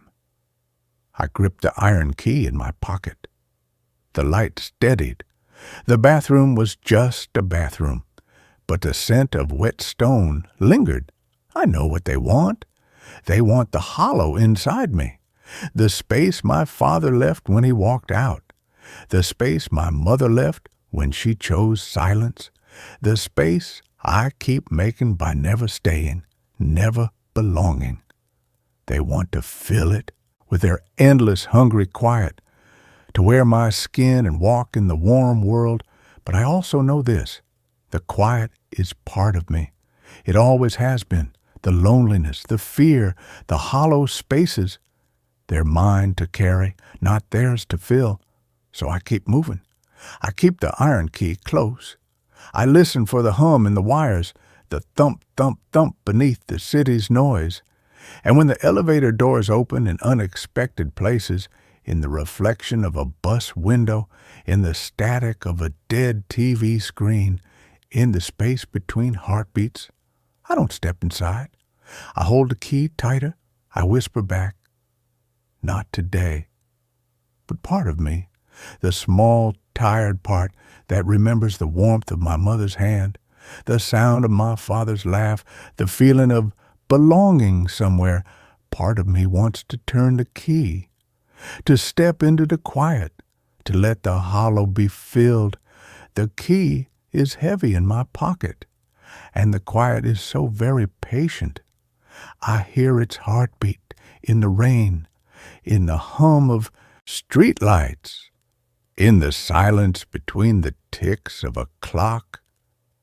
It's waiting, always waiting, for me to be still, for me to be quiet, for me to come home. And that ends this story. A new one starts now. I used an AI tool to restore old family photos. It found people who weren't there. I am a professional archivist. I specialize in digital restoration. People bring me their water-damaged wedding albums, their sun-bleached Polaroids of grandparents they never met, and I bring them back to life. I use a combination of Photoshop, high-resolution scanning, and recently, AI upscaling tools. I know the artifacts of compression. I know what a JPEG halo looks like. I know the difference between a smudge on the lens and a ghostly figure, or I thought I did. My grandmother passed away 3 weeks ago. She left me her house in rural Vermont, a sprawling, drafty Victorian that smelled of lavender and damp wood. In the attic, Inside a cedar chest that hadn't been opened since the Reagan administration, I found the reels. They weren't photos. They were 8mm film canisters, dozens of them, labeled in her shaky cursive, Summer 1955, Christmas 1962, The Lake House 1970. I brought them back to my studio in Boston. I have a telecine machine, a device that digitizes old film frame by frame. I wanted to surprise my dad with a montage for the funeral. I started with the reel labeled 4th of July 1958. The footage was grainy, flickering with that nostalgic warmth you only get from celluloid. It showed a backyard barbecue. My grandfather, young and handsome, flipping burgers. My dad, a toddler, running through a sprinkler. It was wholesome. It was safe. But the quality was poor. The lighting was blown out, and the shadows were crushed into black voids. I decided to run it through a new beta software I'd been testing called Kronos Clear. It uses a generative adversarial network, a fancy AI, to not just sharpen images, but to predict missing data. It looks at a blurry face and calculates what the nose and eyes should look like based on bone structure and lighting. It's controversial in my field because it's technically inventing reality, but the results are usually breathtaking. I loaded the digitized footage into Kronos Clear. I set the parameters to maximum restoration and deep detail recovery. I hit render and went to make a sandwich. When I came back, the progress bar was green. I played the file. The difference was staggering. The grain was gone. The colors were vibrant. It looked like it had been shot yesterday on an iPhone 15. I could see the sweat on my grandfather's forehead. I could see the individual blades of grass. Then the camera panned to the tree line at the edge of the yard. In the original footage, the trees were just a dark blur of shadow. In the restored version, the AI had resolved the shadows. Standing just inside the woods watching the barbecue was a woman. She wasn't a guest. She was wearing a heavy woolen coat that was far too hot for July. Her skin was gray, and her neck was bent at a 90-degree angle, her head resting on her own shoulder as if the spine had been snapped. I froze, my hand hovering over the space bar. I rewound. I played it frame by frame. The AI tracked her. As the camera panned, she didn't move, but her eyes did. The software had resolved her pupils. They were locked onto my toddler father. "It's a glitch," I whispered to the empty room. "It's pareidolia." The AI saw a pattern of leaves and bark and thought it was a face. That happens. AI hallucinates faces in clouds or carpet patterns all the time. I deleted the cache and re-rendered the clip. If it was a random glitch, the generative noise should be different this time. The render finished. I played it. The woman was still there, but this time she had taken a step closer to the lawn. My stomach dropped. That shouldn't be possible. The source footage was the same. The AI should produce the same result or a random variation. It shouldn't advance the timeline. I grabbed another reel. Christmas, 1962. My dad would have been 7. I didn't watch the raw footage. I fed it straight into Kronos Clear. The scene was the living room, wrapping paper everywhere, a fire in the hearth. The restoration was crystal clear. And there, standing in the hallway behind the festive scene, was the woman. She was closer now. She was standing just outside the doorframe. Her neck was still broken, her head lolling sickeningly to the left. She was wearing the same wool coat, but the terrifying detail was her hands. She was holding a sack, a burlap sack that looked wet. It was stained dark at the bottom. And she was smiling. The AI had rendered the smile with horrifying precision. Her teeth were jagged, brown, and too small. I spent the next 6 hours processing every reel in the box. It became an obsession. I wasn't an archivist anymore. I was a detective at a crime scene. She was in every single reel. 1968, a graduation party. She was standing in the crowd, her broken neck making her head stick out among the sea of mortar boards. 1975, my parents' wedding. She was in the back pew of the church. The guests on either side of her didn't seem to see her, but they were leaning away from her, subconsciously leaving a bubble of empty space. The AI was getting better at rendering her, or maybe she was getting more real. In the 1980 footage, I noticed something that made me vomit in my wastebasket. It was footage of my own first birthday party. I was in a high chair, smashing cake. The woman was standing directly behind the high chair. Her hand, her gray, long-fingered hand, was resting on my shoulder. I checked the raw footage. In the original, there was just a shadow there, a trick of the light. But the AI had found the data. It had found the hand. I called my dad. It was 3 a.m. "Dad," I said, my voice shaking, "who is the woman with the broken neck?" Silence on the other end. Heavy, breathing silence. "Dad, where did you see her?" His voice was a whisper, a terrified, childlike whisper. "In the movies. Grandma's movies. I restored them. Dad, she's touched me in the birthday video. Who is she?" "She's the taker," my dad said. He sounded like he was crying. "Grandma said we don't talk about her. If you don't talk about her, she stays in the peripheral. She stays in the blur. You can't make her clear, son. You must never make her clear." "What happens if she gets clear?" "She comes through." The line went dead. I looked at my computer screen. The render of my birthday was still paused. The woman on the screen was looking at the camera. Then the video player glitched.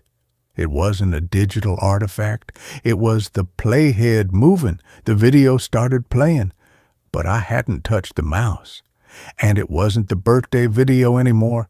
The screen showed my studio, my current studio. It was a live feed. The Chronos Clear software had hijacked my webcam. On the screen, I saw the back of my own head. I saw my messy desk. I saw the darkness of the hallway behind me.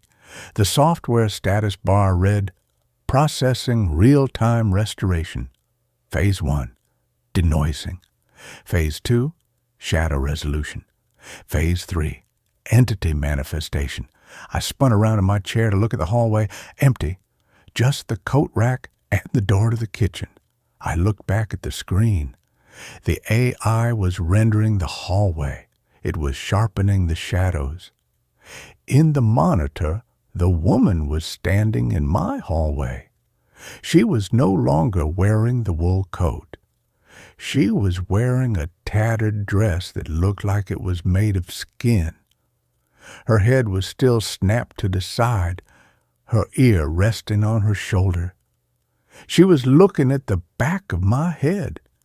I grabbed the mouse to close the program. The cursor wouldn't move. A text box appeared on the screen, overlaying the video feed. "Confidence interval, 99.9% object identified. The taker. Action, restore to foreground." "No," I screamed. I reached for the power cord of the PC. On the screen, the woman moved. She didn't walk. She glitched forward. One frame she was in the hall, the next she was standing right behind my chair. I could see her face on the monitor. It was inches from my ear. I yanked the power cord. The computer shut off. The room plunged into silence. The fan spun down. I sat there in the dark, my heart hammering against my ribs like a trapped bird. I listened. The studio is soundproofed. I shouldn't hear anything, but I heard breathing. It was a wet, rattling sound, the sound of air being forced through a crushed windpipe. Hurrah! It was coming from directly behind me. I squeezed my eyes shut. Don't make her clear, my dad had said. She stays in the blur. If I don't look, she's not rendered. If I don't look, she's just data. I stood up, keeping my eyes closed. I felt my way to the door. I felt a coldness, a freezing, absolute zero coldness radiating against my back. Something brushed against my neck. It felt like hair. Greasy, wet hair. I burst out of the room and into the street. I ran until my lungs burned. I checked into a motel with bright lights and no shadows. That was 2 days ago. I haven't gone back to the studio, but I can't escape the technology. I was walking down the street today, and I passed an electronics store. A wall of 8K televisions was displaying a demo reel of a city street. As I walked past, the TVs flickered, the high-definition image sharpened. The pixels rearranged themselves, and there she was, in 8K resolution, standing in the reflection of a shop window on the screen. She noticed me looking. She lifted her head. For the first time in 60 years of footage, she lifted her head off her shoulder. I heard the crack of the vertebrae snapping back into place, amplified through the store speakers. She looked straight at me through the TV screen, and then my phone buzzed. A notification from my cloud photo service. New memory created. I didn't open it. I threw the phone into a sewer grate. But I know what's happening. The algorithm isn't stuck on my computer. It's in the cloud now. It's in the network. It's processing every image, every camera feed, every video call. It's looking for her. And it's finding her. I'm writing this on a library computer. I have to be quick. The screen is starting to flicker. The contrast is deepening. The shadows in the corners of the desktop wallpaper are starting to take shape. She's not just haunting a family anymore. She's been upscaled. She is being rendered into the global resolution. And once the AI finishes processing her, once it reaches 100% clarity, she won't just be an image. I can hear the rattle behind the library stacks. The librarian just looked up. She's staring at the security monitor. Her face is pale. She sees it. The render is complete. And that's where this story ends. Let's move on to the next one. My carbon monoxide detector has been going off every night at 3 a.m. for the past week. I don't know what to do anymore. I'm sitting in my car in a grocery store parking lot at 4 in the morning because I'm too scared to go back inside my apartment. I know how insane this sounds, but I need to write everything down before I forget again. Let me start from the beginning. I live alone in a one-bedroom apartment on the 3rd floor of an old building in Minneapolis. I've been here for 8 months. It's not fancy, but it's mine, and the rent is cheap. I work from home doing tech support, so I'm in the apartment pretty much all day, every day. About 2 weeks ago, I installed a carbon monoxide detector. I know I should have done it sooner, but I kept putting it off. My mom kept nagging me about it after her friend's husband died from a faulty furnace, so I finally ordered one on Amazon. It's one of those digital ones with a screen that shows the CO levels. I put it in the hallway between my bedroom and the living room, plugged it in, and forgot about it. Everything was fine for the first week. Then last Monday night, I woke up to the detector screaming. The alarm is loud, really loud, and it was going off right outside my bedroom. I grabbed my phone. It was 3:07 a.m. I stumbled out into the hallway and looked at the detector. The screen said 0 ppm, 0. No carbon monoxide detected, but it was still blaring. I unplugged it, thinking maybe it was malfunctioning. The alarm stopped. I stood there in the dark hallway for a minute, listening, but everything was quiet. I plugged it back in. It beeped once to show it was working, displayed 0 ppm, and stayed quiet. I went back to bed. The next night, same thing. 3 a.m. exactly, the alarm started screaming. I checked it. 0 ppm. I unplugged it, waited, plugged it back in. It stopped. I figured the detector was defective. I was going to return it, but I got busy with work and forgot. Wednesday night, 3 a.m., the alarm went off. Again. This time, I was annoyed enough that I actually got out of bed faster. I unplugged the detector and brought it into my bedroom so the alarm wouldn't wake me up if it went off again. I left it on my dresser, unplugged. I went back to sleep. At 3:47 a.m., I woke up to the alarm going off again. The detector was still on my dresser, still unplugged, but the screen was lit up and the alarm was blaring and the screen said, 0 ppm. That's when I started to get scared. I took the batteries out. The detector is supposed to have a battery backup in case of power outages. I removed them completely. No power source at all. The alarm kept going. I stood there holding this dead detector in my hands while it screamed at me. The screen was still lit up, showing 0 ppm, even though there was no possible way it could be getting power. I threw it in my closet and shut the door. The alarm was muffled, but I could still hear it. I put a pillow over my head and eventually fell back asleep. In the morning, I opened the closet. The detector was silent, screen dark, completely dead. I looked at it for a long time. I thought about throwing it away, but part of me wanted to figure out what was happening. I posted about it on a tech support forum. People said it was probably a manufacturing defect, that sometimes electronics can hold a charge and do weird things. Someone suggested I get a replacement and also call my landlord to check the furnace. I called my landlord that afternoon. He said the furnace was inspected in September and everything was fine, but he'd send someone to check again. A maintenance guy came by on Friday. He spent 20 minutes looking at the furnace and the vents and said everything looked good. No leaks, no problems. I asked him if he'd ever heard of carbon monoxide detectors going off when they're not even plugged in.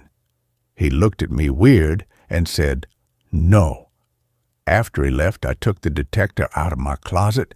I put the batteries back in and plugged it into the outlet in my living room far away from my bedroom. I wanted to see if it would go off again. Friday night, 3 a.m., it went off. I got up and checked it. 0 ppm. I unplugged it and took the batteries out again. It kept beeping for about 30 seconds, then stopped. Saturday, I bought a completely different detector from a different brand. I installed it in the hallway and put the old one in a drawer in my kitchen. Saturday night, 3 a.m., the new detector went off. I checked it. 0 ppm. But here's the thing that made my blood run cold. I could hear another alarm going off too, muffled from the kitchen. The old detector in the drawer was also going off. Both detectors, different brands, one with no power source, both going off at exactly 3 a.m., showing no carbon monoxide present. I sat on my couch with all the lights on until sunrise. I didn't go back to sleep. Sunday morning, I did some research. I looked up everything I could find about carbon monoxide detectors malfunctioning. The only thing that made sense was electromagnetic interference. Sometimes power lines or other electronics can cause false alarms, but that wouldn't explain the detector going off with no power. I also looked up stories about carbon monoxide poisoning. The symptoms are headache, dizziness, confusion, nausea. One thing that kept coming up in the articles was that CO poisoning can cause memory problems and hallucinations. I started to think, what if there really is carbon monoxide in my apartment? What if the detectors are malfunctioning and not showing the real levels? What if I'm slowly being poisoned, and that's why I'm seeing impossible things like unplugged detectors turning on? Sunday afternoon, I bought a third detector, a professional grade one that cost $200. The reviews said it was the most accurate on the market. I also bought a pack of those disposable CO badges that change color if they detect gas. I put badges in every room. I installed the new detector. I opened all my windows, even though it was freezing outside. Sunday night, I didn't sleep. I stayed up watching the detector. At 2:55 a.m., I was staring right at it. At exactly 3 a.m., all three detectors started going off. The new one in the hallway, the one in the living room, and the one in the kitchen drawer. All of them, simultaneously, all of them showing 0 ppm. I checked the CO badges. None of them had changed color. No carbon monoxide. The alarms kept going for about 5 minutes. Then they all stopped at the same time. Just stopped, mid-beep. Total silence. I sat on my couch in the dark, shaking. That's when I noticed something. My laptop was open on the coffee table. I always close it before bed. But it was open, and the screen was on. And there was a document open in Word. I didn't remember opening a document. I walked over and looked at the screen. There was text. Pages and pages of text. I started reading it. It was a journal, my journal, entries going back months. But I don't keep a journal. I've never kept a journal. The entries were about my daily life. What I ate, what I watched on TV, who I talked to. Mundane stuff. But written in detail like someone was documenting everything I did. I scrolled down. The entries got weirder. They started talking about hearing noises at night, about feeling watched, about losing time and finding things moved around the apartment. I don't remember any of this. I don't remember writing any of this. The last entry was from Sunday night, a few hours ago. It said, "The alarms went off again at 3 a.m., all three of them. I'm starting to understand what's happening. I'm starting to remember. I don't think I'm alone in this apartment. I don't think I've ever been alone here." My hands were shaking so badly I could barely scroll. I kept reading. I found the photos today. They were in a folder on my desktop labeled "Do Not Open." I don't remember creating that folder. I opened it anyway. There were pictures of me sleeping. Hundreds of them, taken from different angles in my bedroom, some from last week, some from last night. Someone has been in my room while I'm sleeping, taking pictures. I immediately opened my desktop folders. There it was. A folder labeled "Do Not Open." I clicked on it. Photos. So many photos. All of me. Sleeping in my bed, sitting at my desk, cooking in the kitchen, watching TV. Some were taken from inside my apartment, from angles that shouldn't be possible unless someone was standing right next to me. Others were taken through my window from outside, from the building across the street. There were photos from tonight, from an hour ago. Me sitting on the couch with all the lights on holding my phone. Someone was watching me right now. I ran to the window and looked out. The building across the street was dark, but I could see one window with a faint light. 3rd floor, directly across from my apartment. I grabbed my phone and called 911. I told them someone was stalking me, that someone had been in my apartment taking pictures. They said they'd send an officer. While I waited, I kept reading the journal. The entries got more disturbing. I think I'm losing time. I'll be working and then suddenly it's hours later and I don't remember what happened. I found a video on my phone today. I don't remember recording it. It's 47 minutes of me just sitting at my desk, staring at the wall, not moving, just sitting there. I watched the whole thing. I never blinked. Not once in 47 minutes. I checked my phone. I found the video. I couldn't watch it. I couldn't watch myself sitting there like that. The detectives are trying to warn me. The 3 a.m. alarms, that's when they come into my apartment. That's when I'm most vulnerable, in the deepest part of sleep. The detectives can sense them, even if they can't detect carbon monoxide. They're sensing something else. No, that was crazy. That didn't make any sense. But what did make sense?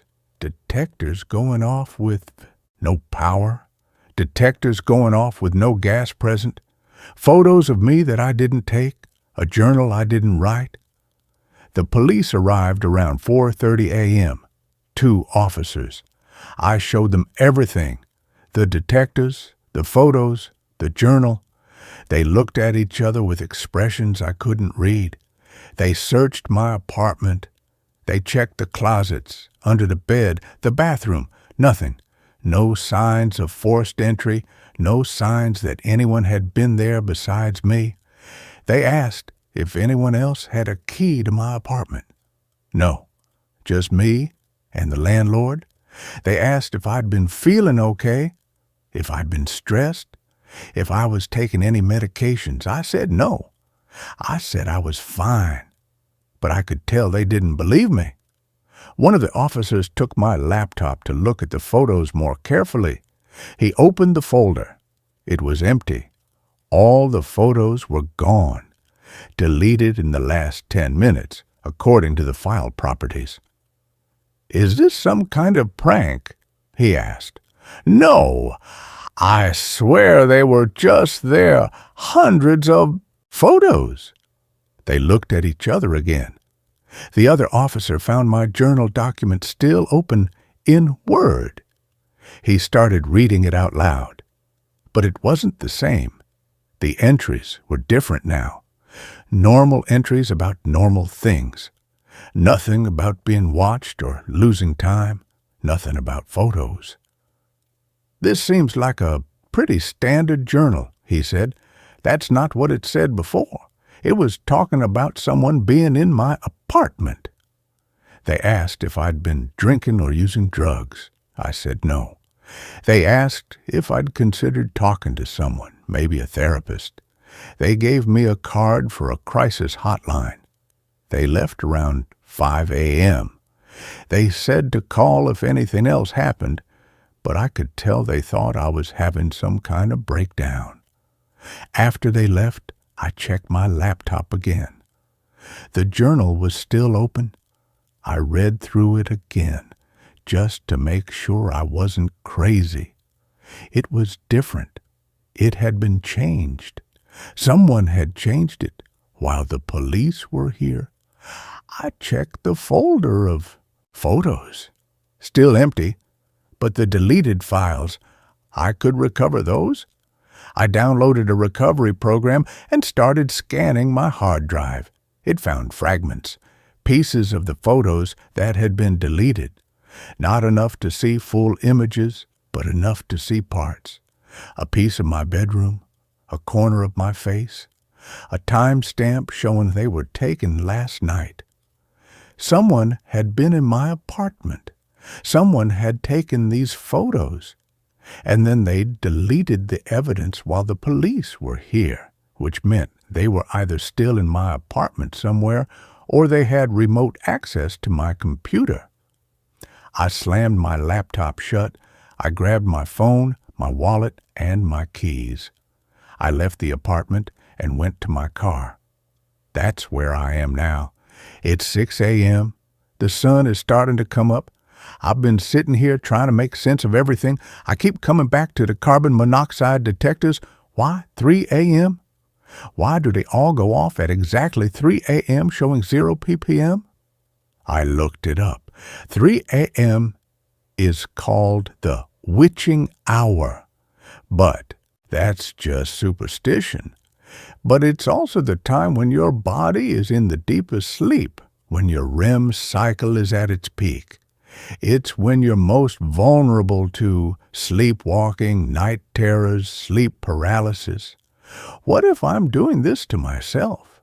What if I'm sleepwalking and taking photos of myself and writing in the journal and I don't remember it? What if the carbon monoxide detectors are going off because I'm somehow triggering them in my sleep? But that doesn't explain how the detector went off with no power. That doesn't explain the photos taken from outside my window, unless I'm not sleepwalking, unless there's something else wrong with me. I called my mom. It's early, but she always wakes up at 5:30. I told her everything. She was quiet for a long time after I finished. "Honey," she said carefully, "I think you need to see a doctor." "I'm not crazy." "I didn't say you were crazy, but what you're describing, the memory problems, the lost time, finding things you don't remember, creating, those could be symptoms of something medical, a brain tumor or seizures or even just extreme stress. What about the detectors? What about them going off with no power?" She didn't have an answer for that. I told her I was going to get a hotel room for a few days just until I figured things out. She said that was a good idea. She asked me to promise I'd see a doctor. I promised. I'm about to drive to a hotel. But I needed to write all this down first, while I still remember it clearly, because I'm starting to worry that I'll forget again, that whatever is happening to me will make me forget, like it's made me forget before. If you're reading this and I've forgotten, here's what you need to know. 1. The carbon monoxide detectors go off at 3 a.m. every night. 2. There are photos on my computer that I didn't take. 3. There's a journal on my computer that I didn't write. 4. Someone has been in my apartment while I sleep. 5. I'm losing time and I don't know what I'm doing. During those gaps, I'm going to the hotel now. I'll update when I can. Update. 2 p.m. Same day. I checked into a hotel around 7 a.m. and immediately fell asleep. I woke up at noon feeling better, more clear-headed. I decided to look at my phone. I had a dozen texts from my landlord. The first one was from 8 a.m. "Your neighbor below you called. She said your alarm has been going off all morning. Please turn it off." The rest were increasingly angry messages about the noise and threatening to enter my apartment if I didn't respond. I called him. "I'm not in the apartment. I've been at a hotel since 6 a.m. "Well, something is making noise in there. I'm going in." I told him to go ahead. I wanted him to check anyway to see if anyone was in there. He called me back 20 minutes later. I went in. Your carbon monoxide detectors were all going off. I unplugged them. You really need to get those checked out. They're defective. Was anyone else in the apartment? What? No, it's empty. Why would someone be in your apartment? I explained about the photos and the journal. He was silent for a long time. "Look," he said finally, "I don't want to overstep, but have you been feeling okay? Like mentally okay? Everyone keeps asking me that. I'm fine. Can you just check the windows? Make sure they're all locked from the inside?" He checked, all locked, no signs anyone had broken in. After we hung up, I opened my laptop. I wanted to look at the journal again to see if it had changed again. The document was gone, completely gone. Not in my recent files, not anywhere on my computer. I searched for it, nothing. I checked my browser history to see what I'd been looking at last night. The history had been cleared, all of it, wiped completely. Then I noticed my webcam light was on, the little green light that shows when the camera is active. I haven't used my webcam in months. I opened my webcam software.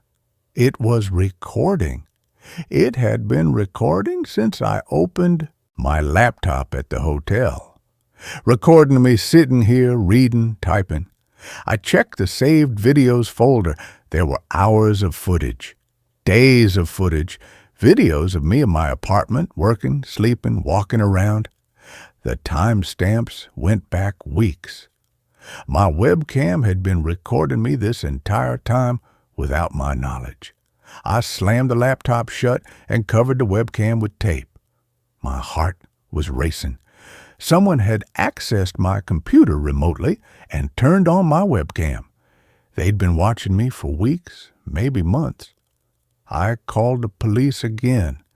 This time I told them about the webcam, about the remote access, about someone hacking my computer. They said they'd send someone from their cyber crimes unit. While I waited, I did something I should have done days ago. I called my doctor and made an emergency appointment because my mom was right. Even if someone is stalking me and hacking my computer, the memory loss and lost time isn't normal. Something is wrong with me medically. The appointment is tomorrow morning. The cyber crimes detective showed up at my hotel around 3 p.m. She took my laptop to examine it. She said if someone really was accessing it remotely, they'd be able to find evidence. She asked me the same questions everyone asks. Have I been feeling stressed? Any medications? Any history of mental illness?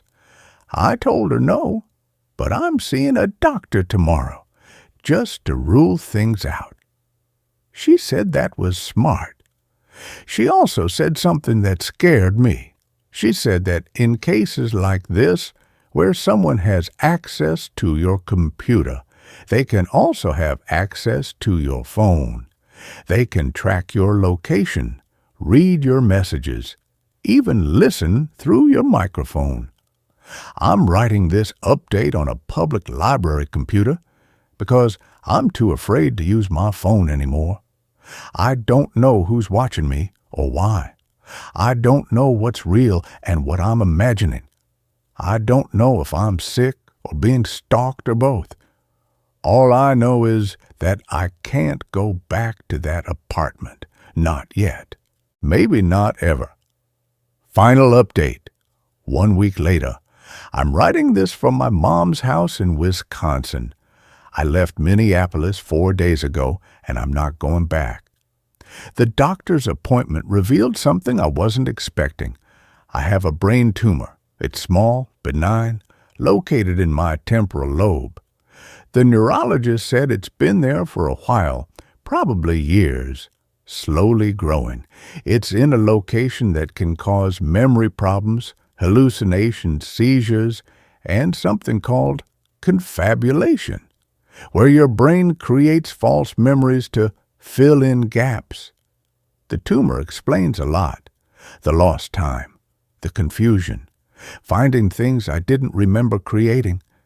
It's possible I was doing things in a fugue state and not remembering them afterward. The cybercrimes detective called me yesterday They analyzed my laptop. There was no evidence of remote access, no malware, no spyware, no indication that anyone had hacked into my computer. The webcam recordings were all started manually. By me, I just didn't remember doing it. The photos that I thought were of me sleeping, they analyzed the metadata, all taken by my phone, from angles consistent with me setting up the phone and taking the photos myself. The journal entries, the writing style matched samples of my other writing. It was me. I wrote all of it. I don't remember any of it, but apparently I did it all myself. The landlord checked my apartment again with police present. No signs anyone else had been there. No cameras, no listening devices, nothing.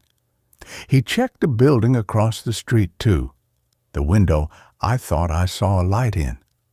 That apartment has been vacant for 3 months. The carbon monoxide detectors, the landlord took them all to be tested by a professional.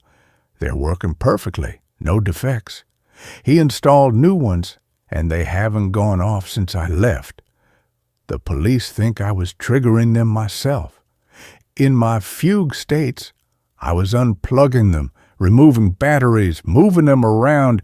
That's why they seem to be going off with no power. I was the one making them go off manually and then not remembering it. 3 a.m. was probably when I was sleepwalking or having seizures related to the tumor. Everything has a rational explanation. Everything was me. I'm scheduled for surgery next month to remove the tumor. The doctors say that once it's gone, the symptoms should stop. The memory problems, the hallucinations, all of it. But here's the thing I can't stop thinking about. I got mail forwarded from my Minneapolis apartment yesterday. In with the bills and junk mail was a large manila envelope, no return address. Inside was a note and a USB drive. The note said, "You were right to leave. I'm sorry I scared you. I was only trying to warn you." I plugged the USB drive into my mom's laptop after she ran every security scan known to man. On the drive was a single video file. It was security camera footage from the hallway outside my apartment. Time-stamped from 2 weeks ago, the night the detectors started going off. The footage shows my apartment door. For hours, nothing happens. Then at 2:55 a.m., someone walks up to my door. They're wearing dark clothes, and their face is covered. They stand outside my door for a few minutes, just standing there. Then they pull out a key and unlock my door. They go inside. They're in there for exactly 12 minutes. Then they come back out, lock the door behind them, and walk away. This happens every night for a week on the footage, always between 2:55 and 3:15 a.m., always the same person, always with a key. I showed the footage to the police. They contacted my landlord. He swears only he and I have keys to that apartment. He changed the locks when I moved in. There are no other copies. But someone had a key. Someone was coming into my apartment every night, and I was so deep in tumor-induced sleep that I never woke up. The police are investigating. They're pulling more security footage from the building. They're interviewing neighbors. They think it might be a maintenance worker or previous tenant who kept a copy of the old key before the locks were changed, or maybe it's someone else entirely. The tumor surgery is in 3 weeks. After that, maybe I'll remember. Maybe my brain will work properly and I'll be able to piece together what was real and what I imagined. But I keep thinking about that note. I was only trying to warn you. Warn me about what? About myself and what I was doing in my fugue states? About the person who was breaking into my apartment? About something else entirely? I don't know. And the scariest part is that I might never know, because even after they remove the tumor, even after my memory comes back, I'll never be sure what was real. I'll never know which parts were my sick brain creating false memories and which parts actually happened. Was there really someone in my apartment? Or did I create that memory to explain the missing time? Were the carbon monoxide detectors really going off? Or did I just think they were? Was someone watching me? Or was I watching myself and forgetting it? I can't trust my own memories anymore. I can't trust my own brain. And that's scarier than any stalker could ever be. The one thing I know for certain is this: I'm never going back to that apartment. Whatever was happening there, whether it was all in my head or whether someone really was coming into my home every night while I slept, I can't live with that uncertainty. My mom says I can stay here as long as I need to.